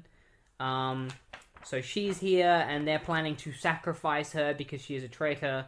But Hawkman, Hawkgirl, and Adam Strange all managed to arrive on Polara just in time. They teleported a bunch of their ships, like transported them through space, using like warp, to get to Polara in order to fight the Tamaranian forces and the cult. But when they arrive, Shiara works only for Thanagar. She doesn't see herself as a traitor, so she'll fight the cult, but she'll also fight Rann as well, regardless of what they're wearing. So she just goes straight towards Adam and tries to kill him, because Shiara is that determined to protect Thanagar that she will attack any Rannian, regardless of what they look like, even if it's Adam Strange, who is supposed to be a good guy. So they're going to have to convince Shiara in order to to work alongside them instead of against them. And so that's what happens in part 2 of the Rann Thanagar War. It ends with Onimar announcing his plan, which is to suck all the souls out, like eat all the souls of the Rannians on Rann, and then the souls of the entire universe eventually. Alright, Rann Thanagar War Part 3, Planetfall. It begins with a Durlan ship attacking a Kolu battleship, and the Kolu, it latches onto the Kolu battleship, so the battleship tries to, electrocute the Durlan ship, but the Durlans just self-destruct their ship, killing themselves, knowing that they're also killing the Kolu. So, they just don't care. They would kill themselves if it means that it takes down some of their enemies. So this isn't looking good. Some of the allies of Rann are being heavily destroyed. Things are looking quite dire. It's about now that they could really use the help of, Adam Strange and Hawkman and the gang. We learn about some of the other species that are helping Rann. The Warlords of Okara, led by Sardath. The Dominion, the Dominators, they are helping Rann. They've invaded Earth in the past, but they're here on Rann's side. Everyone wants Zeta Beam technology because of how powerful it is. Because with Zeta Beam technology, you could teleport in all kinds of warships and stuff, instantly. You could teleport an entire planet. So everyone's trying to get it. The Thanagarians are trying to get it, the cult. The Rannians are trying to get it. And Alana doesn't want to work with the Dominion because of their prior history of invading people. Which is understandable that she would be upset about working with them. So they're trying to keep her nice and calm, and she's like, I've had it. I'm not talking to this Dominion guy. I got a daughter that I gotta go look after. So she storms out. Meanwhile, Adam faces Shiara Thal, and Hawkman and Hawkgirl get in his way because they're basically just we shouldn't be fighting each other. We're supposed to be fighting the Tamaranians and the cult below. So Hawkgirl just grabs her and brings her down to the ground so that they can have a nice chat. And meanwhile, Commander Blackfire just straight up kills the ambassador for the cult. Because she was working against him the entire time. And so as he dies, he curses her. He's basically just you will be but a small morsel for my lord Onimar to devour, and when you and I meet again in the Seven Hills, I shall have my revenge. And then he dies. We then cut to the Throne World, where Starman and Tigor are helping the Rannian forces, and against the Thanagarians, and it turns out the reason why the Thanagarians are attacking the Throne World is they're trying to get the Zeta Beam technology. So Tigor decides to head into the sewer system to get to the room where they keep all the Zeta Beam technology so that they can hopefully stop the Thanagarians from successfully taking the Zeta Beams. Back on Polara, Hawkgirl manages to convince everyone to work together, because she basically says to them that they all have one enemy in common, which is the cult. And even Commander shows up, and this was surprising. She shows up and she's like, hey, I'll work with you guys. I'm on Rand's side, not the Thanagarians. But earlier she was saying that she was planning on seizing control of Rann from the Thanagarians, so I don't fully trust her. I think she's trying to trick them. Like, she's going to pretend that she's working alongside Rann, but she's then going to betray them at the very end. Who knows? You know, I hope she doesn't, but she did say that earlier, that she was going to take Rann for herself. But yeah, Hawk Girl convinces everyone to work together. Because she's like, why not? You know, we all have the same enemy, so let's just let bygones be bygones and become friends and allies. And that convinces everyone to shake hands and be like, yeah, let's head to Rann and help them survive against the cult. Because they're currently attacking Rann, so we better head there quickly, because they're probably in a lot of trouble. Meanwhile, on Thanagar, the remains of Thanagar, Captain Comet and Kyle Rayner explore Thanagar looking for whoever sent the message to the Khunds about the Nth Metal. They've come to the conclusion that it's probably Onimar that sent the message, and we know that it was Onimar that sent the message. But when they get there, Captain Comet starts having like a seizure because Onimar is attacking his mind with his abilities. Onimar then raises a bunch of Thanagarians from the dead, and so all these Thanagarian zombies start attacking Kyle and Captain Comet. So they fight back. Kyle is a little hesitant at first, but Captain Comet is like, these Thanagarians are all dead already, so you have no problem. You should have no problem just eliminating them. And so Kyle just starts like blowing them to pieces. He's like, okay, dust to dust. And then all of a sudden the ground starts moving around them and Onimar erupts from the ground. It's like a lantern and a telepath. Such special minds. Such rare delicacies. I think I'll save your deaths for later. Meanwhile, on Rann, Adam and the gang arrive in their ships and they come into conflict with some of the cult's ships, and Hawkman just straight up drops a bunch of bombs on the cult's ships and just eliminates them all, and destroying their own ship in the process. But, you know, Adam, Hawkman, Hawkgirl, Commander, like Blackfire, and Hawkwoman, they all get out in time and land on the streets of Rann. More cities on Rann are being destroyed, and Sardath is afraid that they've lost. Because Thanagar has destroyed so many cities on Rann that it's imminent that they are going to win. You know, once the Okaran, they've lost, like, supplies and stuff from the Okarans. And so he says, like, once the Khund arrive, like, it's all over. And then a voice from behind goes, no, Sardath, our war is just beginning. And so Adam, Blackfire, Hawkman, Hawkgirl, and Hawkwoman all arrive to help save the day and stop the war. And so we'll find out what happens next in Rann and Thanagar War Part 4, Deadly Harvest. Kyle and Captain Comet face Onimar in the wastelands of Thanagar. But he is incredibly powerful. Too powerful. And things get worse when his Thanagarian escorts arrive to bring him to Rann.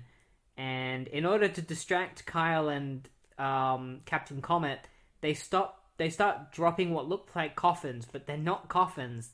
They're life support pods, so there's people inside them. So Kyle and Captain Comet have to catch all of these life support pods while Onimar sadly gets away. So Kyle's like, we gotta go after Onimar, we gotta go to Rann and stop him. But Captain Comet is like, no, I sense life underneath Thanagar. Like, follow me into this cave. Like, we need to explore the undergrounds because I sense that there is life here. And it seems to be in danger. Like, we probably have to save a lot of people, that are being held hostage underneath the planet. So they go down there and they find an entire room full of people that were meant to serve as food for Onimar.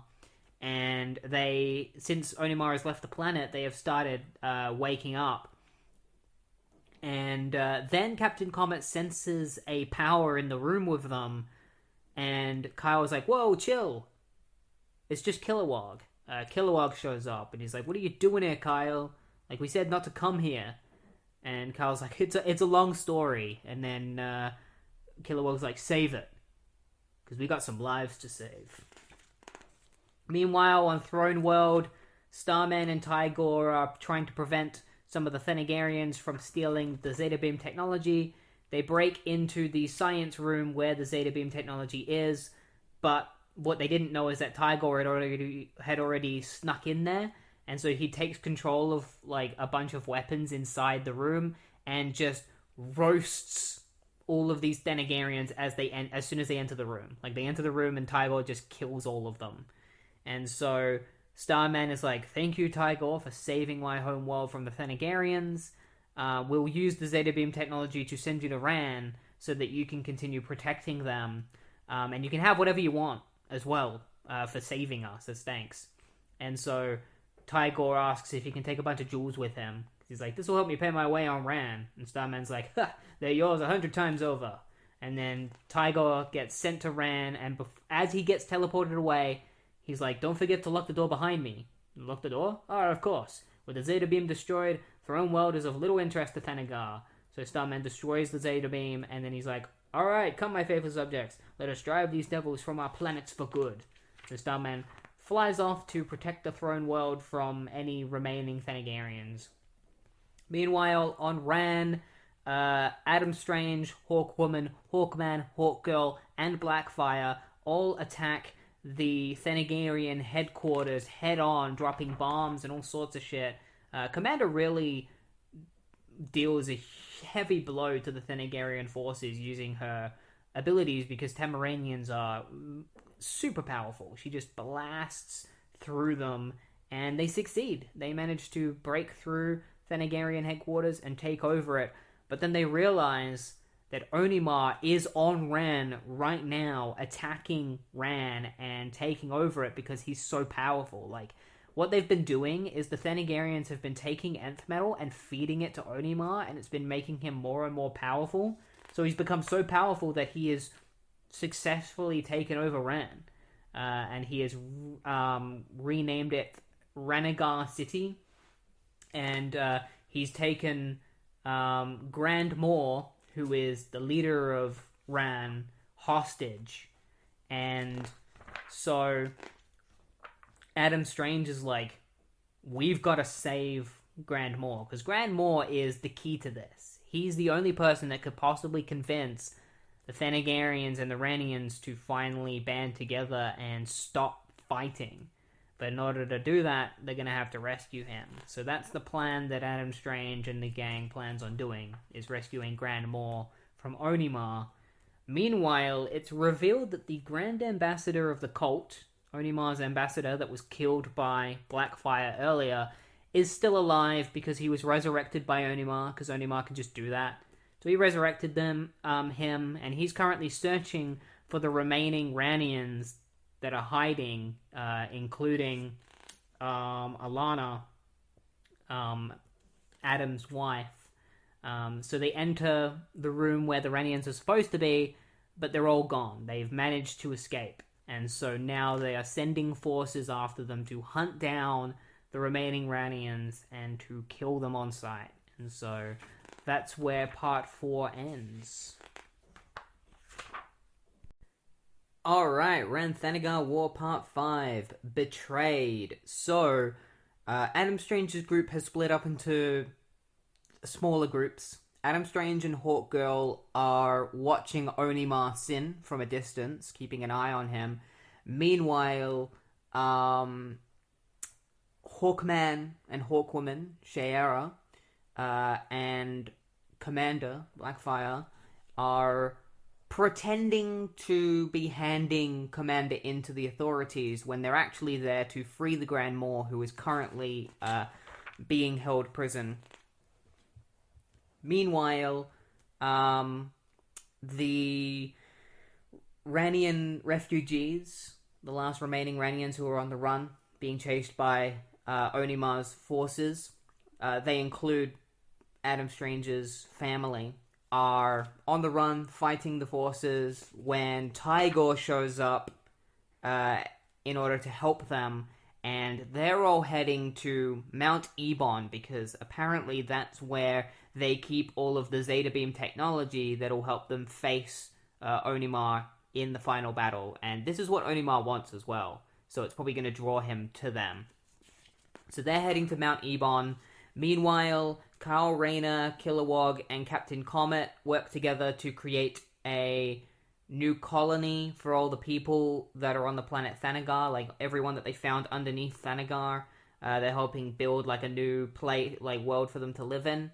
But Captain Comet senses that something's going on, so he decides to head off to take part in the Rann and Thanagar war, while Kyle and Kilowog stay behind, to do this.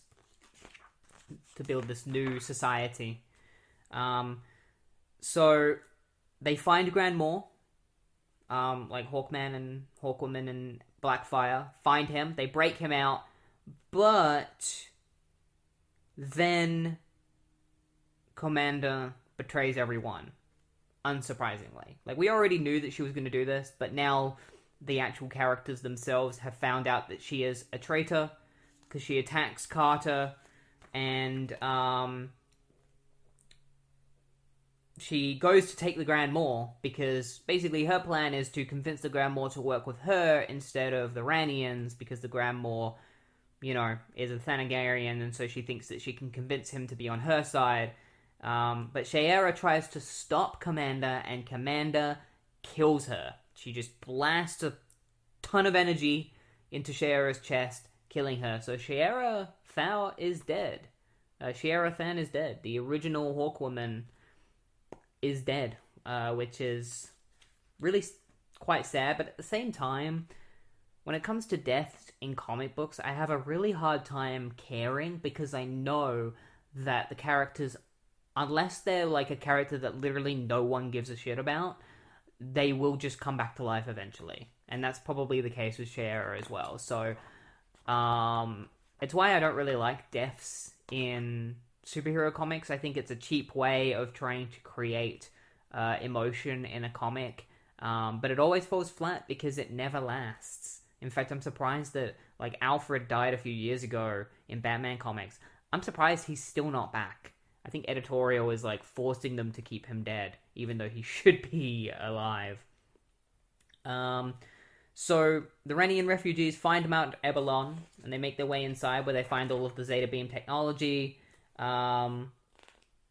Meanwhile, Adam and Hawkgirl hear a siren that goes off, which is the prison siren. So they head off to the prison, where they find Carter and, like, fighting off all of Onimar's forces, trying to protect Hawkwoman's body so that Onimar can't use it and make it into one of his zombies. So they show up in order to help Hawkman, and Onimar is ginormous, so he just starts fighting them. But they're saved by Captain Comet. A force field of energy envelops them, and Captain Comet arrives, and instead of fighting Onimar, they decide to retreat to Mount Eberlon, because Captain Comet's like, I know a place where we can go. Or, no, it's not Captain Comet, it's Adam Strange is like, I know a place where we can go. And Captain Comet uses his powers to take them there. So they go to Mount Eberlon, where they reunite with Adam's family and, like, the refugees. And they set up the system so that they can look outside and see what's going on outside of Mount Eberlon. And they see Onimar's forces in droves just rushing Mount Eberlon, because they know that that's where the headquarters is. And they also know that that's where the Zeta Beam technology is. So Onimar shows up and he's like, I am certain that Sardath and his brood can see and hear me now. Surrender, Sardath. Hand over your Zeta Beam technology. The war between Rann and Thanagar is over. Onimar Sin is the victor. And so we will see how this... It won't conclude, but we'll see what happens in the next issue because the conclusion to this story is actually in Infinite Crisis. But we'll see what happens in the next issue, like what kind of cliffhanger we're left off on. Yeah. Alright, Rann and Thanagar War, Part 6, Seven Hells. Onimar Sin is attacking Mount Ebon, and everyone's kind of confused as to how he found them so quickly, and it turns out, because Tigor used Zeta Beam technology to get from the throne world to Thanagar, he had radiation on him, and Onimar used that to track him and find them. And it was a trail straight to them. And so Adam Strange's daughter, Aaliyah, is basically just like, why don't we use the Zeta Beams to, like, just get away from here? And Adam Strange is like, honey, sometimes things just get worse if you run away from them. But, you know, Tigor is like, look, this might be a shitty situation, but, you know, Sin's got an army, but so do we. So let's just fight him, you know? We got Zeta Beam technology as well. And Adam's like, yeah, you're right, and I've got a great idea. And so they use the Zeta Beam technology to appear within the middle of the battle to catch Onimar Sin's people off guard. And a battle begins between the refugees and Onimar's forces. So yeah, there's a lot of fighting, you know, Hawkgirl shooting a bunch of people, Tigor, like, scratching dudes and running through them, Captain Comet just, like, blasting his way through. And so what they do is Onimar is attacking everyone, and while he's attacking, they've been placing Zeta Beam, like, nodes, or, like, orbs over different parts of his body. So they put all these Zeta Beam devices all over him, and then they activate them, and this sends Onimar to multiple different places, like, because they have the Zeta Beams locked onto different suns, so he just gets, like, ripped apart, and parts of him are sent to, like, different suns within the universe. And these suns are known as the Seven Hells. Aldebaran, Arcturus, Deneb, Polaris, Rigel, Sol, and Vega, because they see it fitting that he be sent to the Seven Hells. And so Onimar is defeated, and all of his forces, all of the corpses, like all the zombies, return back to being corpses. And then, when you think that it's all over, suddenly, the fabric of the universe itself rips open. A massive black hole of cosmic energy just explodes in the sky, causing a huge vortex of darkness, and everyone's kind of confused as to what's going on. They're just like, what the hell is happening? Like, what's going on? Like, why is the universe falling apart right now? Everyone's kind of accusing each other, you know. Some people think that it might be the Grand Maw that's doing this, or the Thanagarians. Kyle and Kilowog show up and basically just say to everyone, like, we're Green Lanterns, we're really powerful, we know a lot about this kind of stuff, so what we're going to do is we're going to investigate this and see what the origin is. Like, why is there a rip in space-time reality? While Blackfire tricks Grand Maw into thinking that Adam Strange and his friends were the ones that caused this, and that they were just like, beating Thanagar isn't enough. They want to actually destroy the universe itself, and that's why you need to stop them. And so Grand Maw orders his Thanagarian forces to attack the Rannians in full force. And so we're left on a cliffhanger of the universe is being ripped apart, and all of the Thanagarians' forces and their allies are now attacking the last remaining Rannians, which is, you know, Adam Strange and his family and his friends, like Hawkman and stuff. So that's where Rann and Thanagar War ends, and we will see the conclusion to this plot thread in Infinite Crisis itself.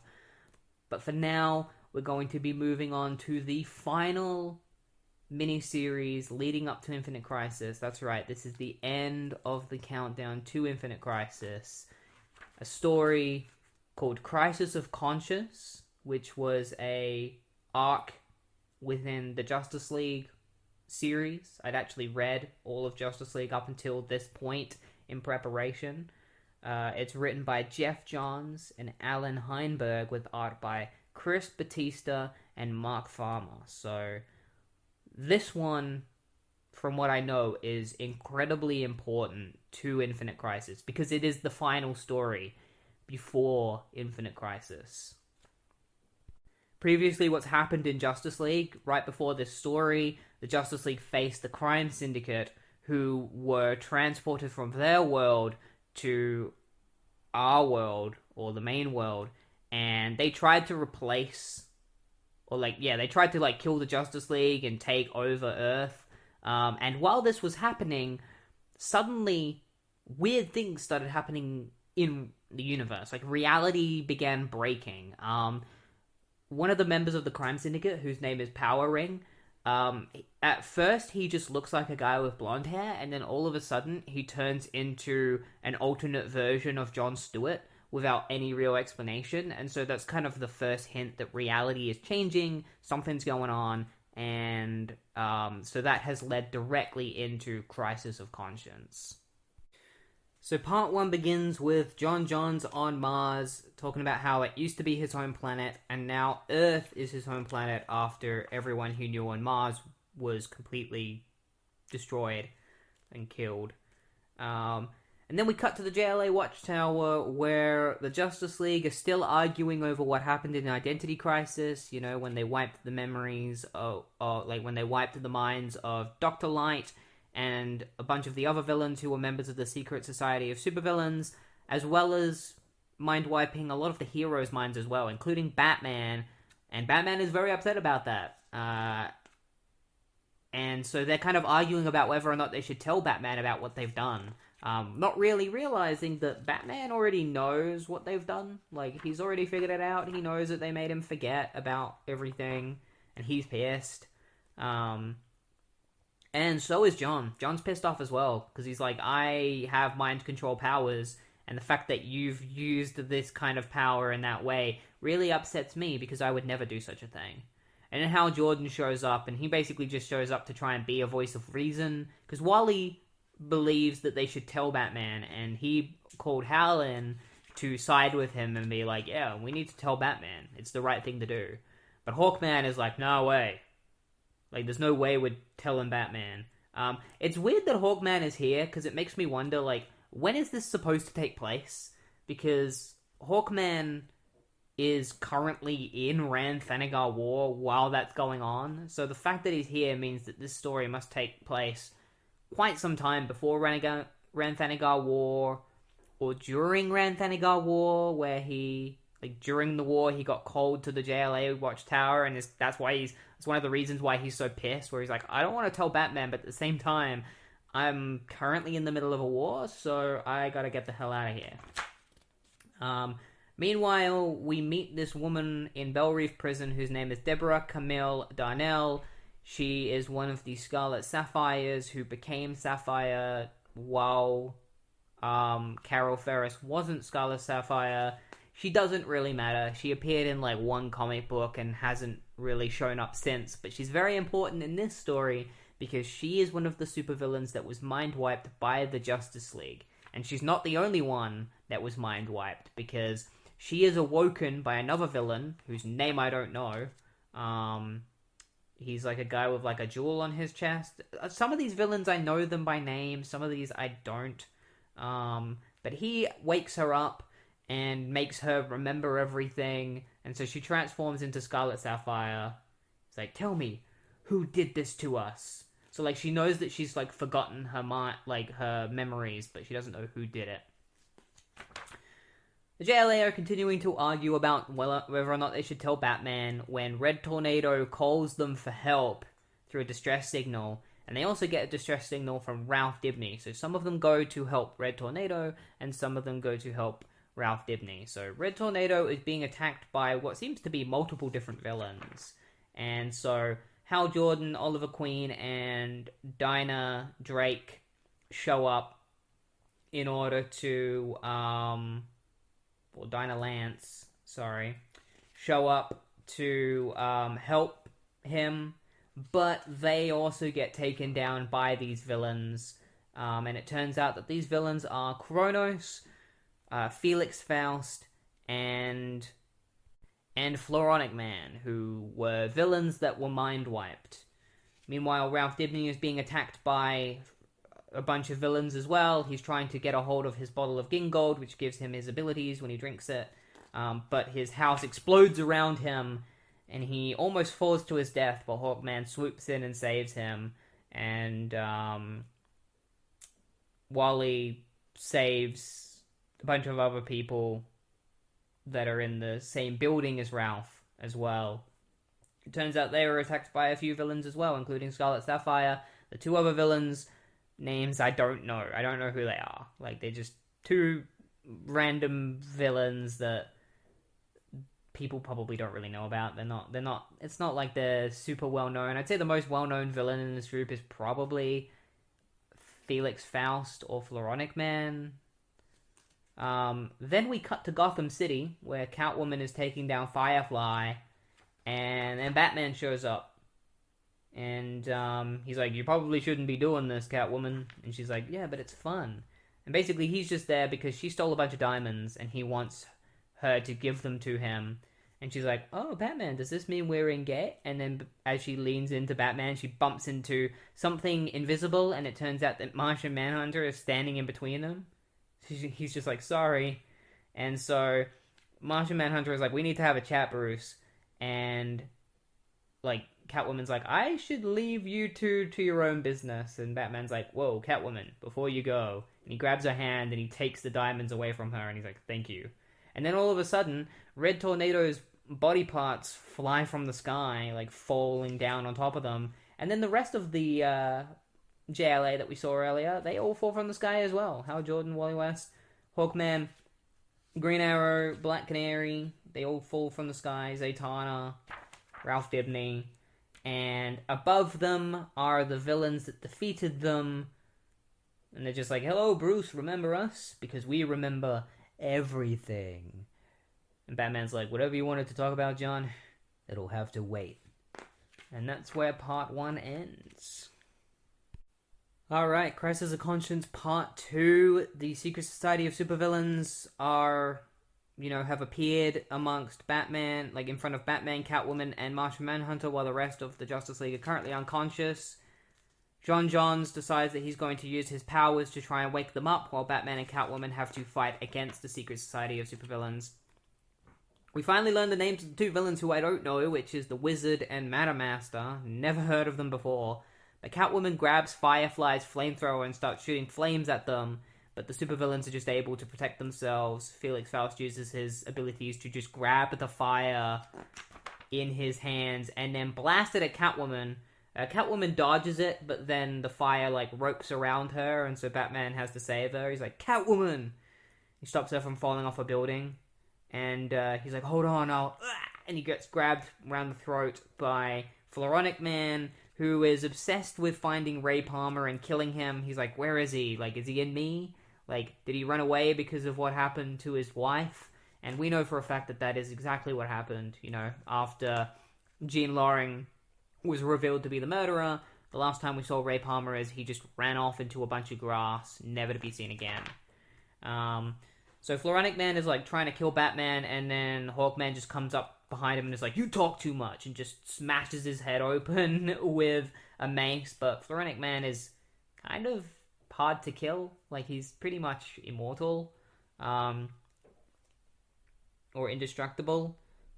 Or, you can break him apart, but it's like Groot. He's made out of wood. It's really hard to kill him.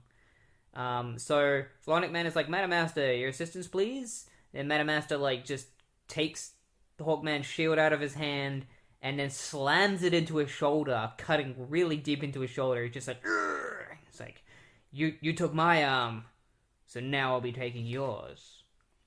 Wally saves Ralph Dibny, but they get attacked by Scarlet Sapphire, but Hal comes in and manages to save both of them, and confirms that it's not Carol Ferris, it's somebody who is trying to be exactly like her.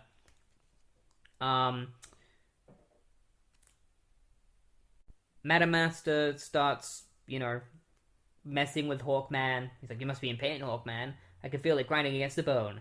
It's alright, let it out. Let me hear you scream. And then Black Canary screams. He's just like, ah! And then Ollie, like, grabs onto the shield. He's like, it's gonna hurt. Just do it. And Ollie just rips the shield out of his shoulder. And then Kronos comes up behind him and is like, listen, the time bomb arrow in your quiver, it's ticking. And so the arrow in his quiver just blows up, sending Ollie flying. He's just like, ah! Meanwhile, John is trying to save people from a burning building, thanks to Felix Faust. And then the wizard appears and is like, Martian vision not working, Manhunter? Blame magic. And it explodes, like the wall explodes, sending John flying as well. And then Zatanna gets, comes face to face with Felix Faust, and he has a cat that he's going to cut open for some kind of ritual. But Catwoman comes in and grabs him, saving the cat, only he cuts her instead. He's like, not at all, one cat's as good as another. And the blood that comes from Selina's chest creates a weird-looking mark on the ground. And this mark is supposed to be, it's like a ritual that says that they know all of their secrets, like the Justice League secrets, which includes their secret identities, who their friends and families are. So, Justice League band together to, rush in and attack the Secret Society, but then the Secret Society teleports away. Just like, now you see us, now you don't. So they head back to, they're gonna head back to the JLA watchtower, but Batman disappears with Catwoman. Turns out he's taken her to Wayne Manor in order to help her recuperate, while at the JLA watchtower, oh wait, no, not at the JLA watchtower, sorry. Bruce Wayne is in the Batcave with Catwoman, and then the JLA appear in the Batcave to tell Batman what they really need to tell him, which is that they mind-wiped him, and that Zatanna's really sorry, but because it's Batman, he's not willing to forgive them. One thing that kind of bugs me in this is that they constantly just, when they refer to Sue Dibney and what happened to her, they only ever talk about the fact that, Dr. Light tried to kill her, and that's what justified them mind-wiping him, but they never mention the fact that, he didn't just go there to kill her. He went there to rape her. He was in the middle of raping her when the JLA showed up. But Batman just keeps defending it, being like, oh, well, he just tried to kill her. But, he tried to kill her, but mind-wiping him was still not the right thing to do. I feel like, in this kind of case, because it wasn't just killing her that he was trying to do, it was raping her, maybe that kind of justifies a mind wipe. I feel like Batman should kind of be weighing the odds and being like, well, it's a good thing you didn't kill him for doing something as horrible as that. Mind wiping him is kind of letting him off for free, scot-free. So it was always a bit weird to me that Batman was mad about that. And Hawkman's annoyed that Batman's mad as well, because he's basically just so you'd rather have just let Sue Dibney... Well, he says that he's like, you'd rather have just let Sue Dibney just die. But what he should have said to Batman was, you'd rather have just let Sue Dibney get raped and then killed? Maybe that would have probably opened up Batman's eyes a little bit more if he said that. But for some reason, Jeff Johns just continues to avoid talking about what was really going to happen to Sue Dibney. Batman gets so mad that he punches Hawkman in the face. And so Hal has to come between them because Hawkman grabs his mace. He's like, I hope it was worth it, Batman, because I'm going to give you 10 minutes you'll never forget. So Hal has to stop them from fighting, and then Batman just decides that he's just going to leave. He's like, I'm out of here, I'm looking after Catwoman, I don't give a crap about any of you because what you've done. And Wally then realizes that they know his secret identity, which means he has to go and find Linda because they know his family, who his family is, and so he needs to protect his kids and his wife. So he heads off to do that. While John is like, you should all go home to your loved ones. We'll regroup later at the watchtower. And he realizes everyone's gone. He looks at the pieces of Red Tornado, and then he heads to the watchtower where the main computers are, and realizes that somebody has broken in and is sitting in the chair in the computer room. And this person is like, John, I'm so glad you're here. someone has given the secret society their memories back. I wonder who that could have been. And the chair swivels round to reveal that it is Despero. Despero is a very old villain of the Justice League, one of their earliest villains. He has the ability to control people's minds, and he just hates the Justice League with a burning fury because of what they've done to him over the years. So it makes sense that he's the one that's behind all of this. And so we're going to find out what Despero wants, even though it's pretty obvious. He just wants to destroy the Justice League and make them pay. But yeah, we'll see how he decides to do this in Crisis of Conscience Part 3. Alright, Crisis of Conscience Part 3. Despero has appeared in front of Martian Manhunter, and he's there for the reason that's very predictable, or just obvious. He just wants revenge against the Justice League for everything that they've done to him. Specifically John Johns, because John Johns has a history of mind-wiping Despero. The last time they fought each other while John was on the JLI, John mind-wiped Despero, and, or at least Despero sees it as a mind-wipe, but John was like, I gave you what you wanted. Which was the ability to forget all of the pain that we'd given to you. It was a pretty great story arc in JLI. But Despero just doesn't give a crap. He's like, I've made sure your friends are otherwise engaged, so now it's just you and me. And so Martian Manhunter and Despero get to fight each other. Meanwhile, Wally is checking in on everyone. He checks in on his wife. He checks in on Hawkman and Hawkgirl. Green Arrow, the Birds of Prey, Hal Jordan, and then he goes and sees Zatanna, and he asks her about her friends and family, and Zatanna. This is when the sad reality of Zatanna comes out, which is the fact that she's alone. She doesn't really have anyone. She lost her father, and she's become an outcast of the Justice League. It's just kind of sad. She doesn't really have anyone. So she's currently looking for what the Secret Society of Supervillains are currently up to, and a vision of the Daily Planet on fire appears in front of them, which makes them realize that that's where the society is going next. They're going to attack the Daily Planet. So Wally heads there in order to talk to Lois in private, where he asked her where Superman is, because they're in danger. Like, the Daily Planet is in danger. A group of supervillains are going to attack them, and Lois Lane is like, wait a minute, should I be taking notes? And then all of a sudden, a massive explosion happens. Meanwhile, Bruce is working on Red Tornado, trying to fix him, and they see the explosion. Like, Bruce and Catwoman see it on the computer screen, the explosion at Metropolis. So Bruce immediately calls Superman. He's like, Superman, do you read me? Come in, Superman. And then, Superman doesn't answer. So Catwoman's like, why isn't he answering you? Daily Planet is attacked by the Secret Society of Supervillains. Scarlet Sapphire starts messing with the Daily Planet's big globe that's on top of it, while the other villains start, pulling apart the building. Lois Lane is going to fall. She's, holding on to a lamp that's coming off the side of the Daily Planet, and Madam Master melts it, causing Lois to fall from the building, where Superman catches her, much like in the original Superman movie. It's become a running thing where Lois Lane falls from the Daily Planet building, or a building, and is saved by Superman. So he shows up, and he's like, I'll clean up this mess.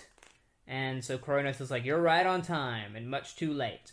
And Madam Master brings in a bunch of pterodactyls from dinosaur times, from prehistoric times. And then the Justice League also come in, and they're like, we're here now, we're gonna protect the Daily Planet. But Scarlet Sapphire is like, you're a little bit too late for that. And she sends the Daily Planet globe falling, but Hal catches it.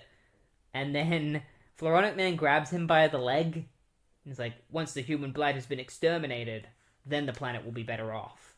But then Floronic Man's arm is frozen by Oliver Queen, and, Floronic Man is frozen by one of his ice arrows, freeing Hal Jordan. Hawkman fights some of the pterosaurs alongside, or some of the pterodactyls, alongside Black Canary. And Black Canary goes straight for Kronos and Madame Master, where she uses her sonic screams to hurt them. Meanwhile, Wally is running through the Daily Planet building, telling everyone to get to safety while he takes on the wizard. He jumps into the wizard and grabs onto his jewel, and the two of them start bowling. And the wizard is like, give me the gemstone or we die together. And then Superman just catches both of them. But then he gets blasted by Felix Faust, who blasts him into the Daily Planet building using red solar energy. And he is about to finish Superman off, but Zatanna comes from behind him and punches him in the face. It's pretty great. She's just like, Faust, stop! And then punches him in the face. And Superman realizes that Faust called him Clark. And Zatanna is like, yeah, we're going to have to talk about that. And Superman is like, I already know what you did. I know you mind wiped all the supervillains. You mind wiped Batman, and you quit the Justice League because of it. And, you know, I have to say, I'm tempted to leave myself. And Wally's like, Superman, wait. If we hadn't just worked together, and if the secret society's minds hadn't been wiped, their minds have been restored. For better or worse, they remember everything, that you were Clark Kent, that you were married to Lois Lane. Clark's like, how? We don't know. Then the question is, what do we do with them? And Hawkman's like, we vote. So are they gonna like mind wipe them or let them go? I guess we'll have to find out in Crisis of Conscience Part 4. Alright, Crisis of Conscience Part 4. The fight between Martian Manhunter and Despero continues. However, Martian Manhunter is struggling because Despero is incredibly strong. There's a really cool moment where Despero grabs him by the head. He's like, why cry for help when you know I'm the only one who can hear you? Even if I weren't dampening your telepathy, there is no one to answer the call. The League is distracted, too busy betraying one another and protecting their own to worry about the likes of you. And in one panel, he's digging his claws underneath John's skin, psychically or something. Like his fingers are squishing into his malleable body. Face it, John. There is no one left to save you. And then all of a sudden, a massive metal rod just goes flying into Despero's shoulder. He's just like, ah! He's like, that's funny, Despero. I was about to say the same to you. And Aquaman appears in order to fight Despero alongside John. A character who I was not expecting to show up and help John. But it kind of makes sense because Aquaman has psionic abilities. Because he has the ability to... he has telepathy. It's mainly for... it's for fish. But, he still has telepathy. So maybe Martian Manhunter and Aquaman can use their... collective telepathy against Despero and win. Meanwhile, the Justice League has to come to a decision. Are they going to mind wipe the villains again? Only this time, just taking out the fact that they know their names. Or are they going to kill them? That's the ultimatum that Hawkman gives them. Because he's like, we're not going to be putting him in jail. I kind of like how Carter has this no bullshit attitude where he's basically like, look, either we mind wipe them, or I'm gonna crush their heads. I'll kill them. I'll fucking kill them. Alright? We're making that choice. I kind of love that. I kind of love that he has that attitude where he's like, yeah, if you don't mind wipe them, I'm gonna kill them. And there's no way you can stop me because I'm Hawkman. So they each vote for, yes or no. Hal and Black Canary say no. Ollie says no. Wally says yes. Superman says no. But Hawkman says yes. Oh wait, no. Ollie does say yes because he's like, I've got to keep in mind that I have I have a son now. I also have she's not my daughter, but Mia is Theoden, who is the new Speedy. She's kind of like my daughter, so I've got to protect her too. So it's 3 against 3. And they ask Zatanna, she's the deciding vote. Zatanna says no. She's like, I'm not doing it. Even if we have to, you can't make me do it again. And then she quits the Justice League. She's like, take me off the reserve list. I quit. So she teleports away. Meanwhile, Aquaman fights Despero. He sends him falling into nearby waters, and a bunch of sharks start attacking him because Aquaman is really cool and... people make fun of him all the time, but, he can control fucking sharks, which is a really cool thing that you can do. And there doesn't seem to be any limit to how many sharks he can communicate with. You know, he could summon 100. So Despero is too strong for either of them to fight hand to hand, so they decide to use their psionic abilities against him in hopes that that might help. Like, they might be able to best his psionic abilities.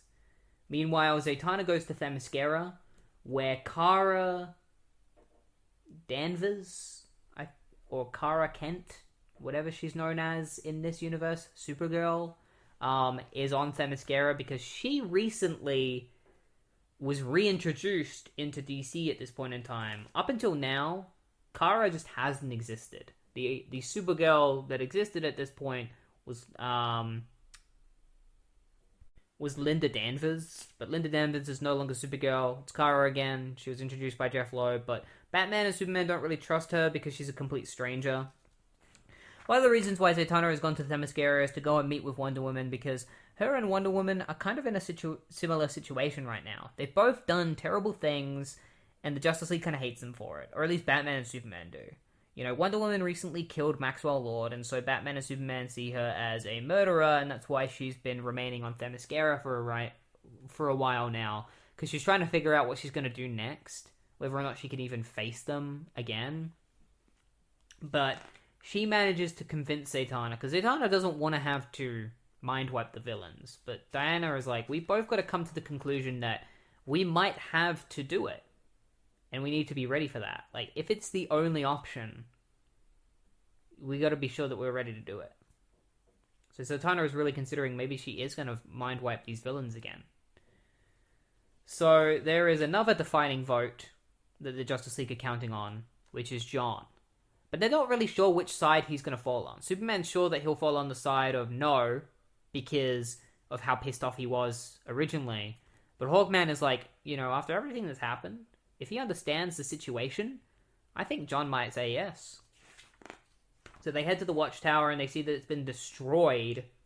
They're like, what the hell is going on? Meanwhile, Batman is in the Batcave with Catwoman, where he talks to her about how he doesn't trust the Justice League anymore. You know, I can't trust anyone with my own thoughts. You know, I can't trust them with my own thoughts. And Catwoman is like, you can never trust your own thoughts. Your feelings, on the other hand. And she, like, hugs him. And then a big explosion happens. Batman's like, Arthur?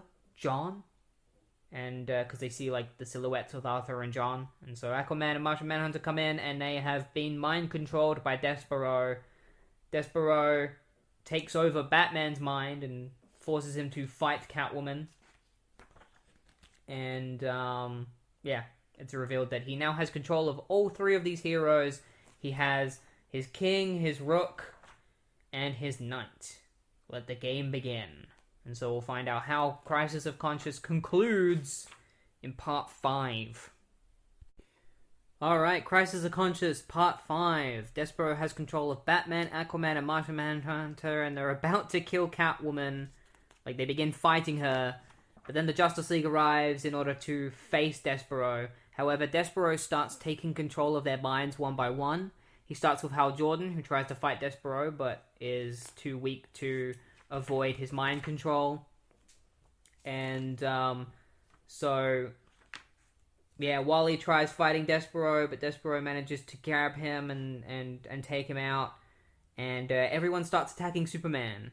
Superman gets thrown through one of the walls of Wayne Manor, and Alfred's just like, It's like, Superman, are you alright, sir? Alfred, Master Bruce? Oh my.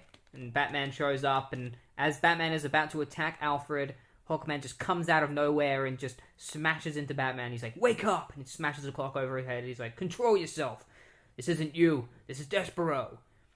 And then Batman just punches Hawkman out. It's like, I wouldn't be so sure about that. And then Despero comes smashing through a nearby wall. Superman!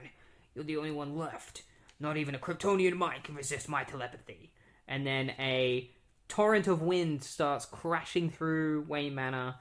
And as a voice comes from behind Despero, maybe not Despero, but your telepathy is useless against an android. And so Red Tornado shows up and begins shooting torrential winds at Despero. like, Superman, are you... Superman's like, I'm fine, and blasts some of his heat vision through Despero's head. And then Despero's like, not for long. You will submit. And he tries to, like, use his powers against Superman. He's like, never again. And then all of a sudden, Zatanna, who is one of the most OP members of the Justice League ever, comes up. She appears. She tells Despero to stop using her magic, which is exactly what happens. Because Zatanna can literally do anything as long as she says it backwards. Like, she's so OP. And I don't think anyone's ever tried to nerf her anyway. There's no real reason to. Just let her be really cool. And then she just uses a spell to make everyone wake up from his mind control. And then, you know, Zatanna is like, I used my magic to stop Despero. And Batman's like, of course you did. And he's like, yeah, I didn't ask for your permission, Batman. I'm gonna go do what I'm supposed to do. So, like, fuck you. And then she, like, flips Batman off and leaves. It's pretty badass. She's like, I'm doing what I'm supposed to do, Batman, and I don't give a crap if you think it's the right thing or not. I have to do this. So, Catwoman is kind of, like, giving Batman the cold shoulder, probably because him fighting her kind of freaked her out. So she takes, like, she just leaves. Batman's like, Catwoman. And so Batman's like, you can all show yourselves out, alright? Like, he's still being an asshole. He's like, get out of here. And so they decide to take Despero away. And at the same time, Hal Jordan's like, I don't really think there's a Justice League anymore. Like, after everything that we've been through, you know, most of us aren't even members anymore. Batman quit, you know. All of us here, like, we're former members, but we're not really a part of the Justice League anymore, you know. Hawkman's a member of the JSA. You know, it's just, right now, the League is just you, Jon Stewart, Wally, and Superman. And then Wally's like, actually, I gotta quit too, because I need to look after my wife and twins. And so Ollie's like, maybe we should go our separate ways and have some time apart. And so, as they all go their separate ways, Jon talks to Superman.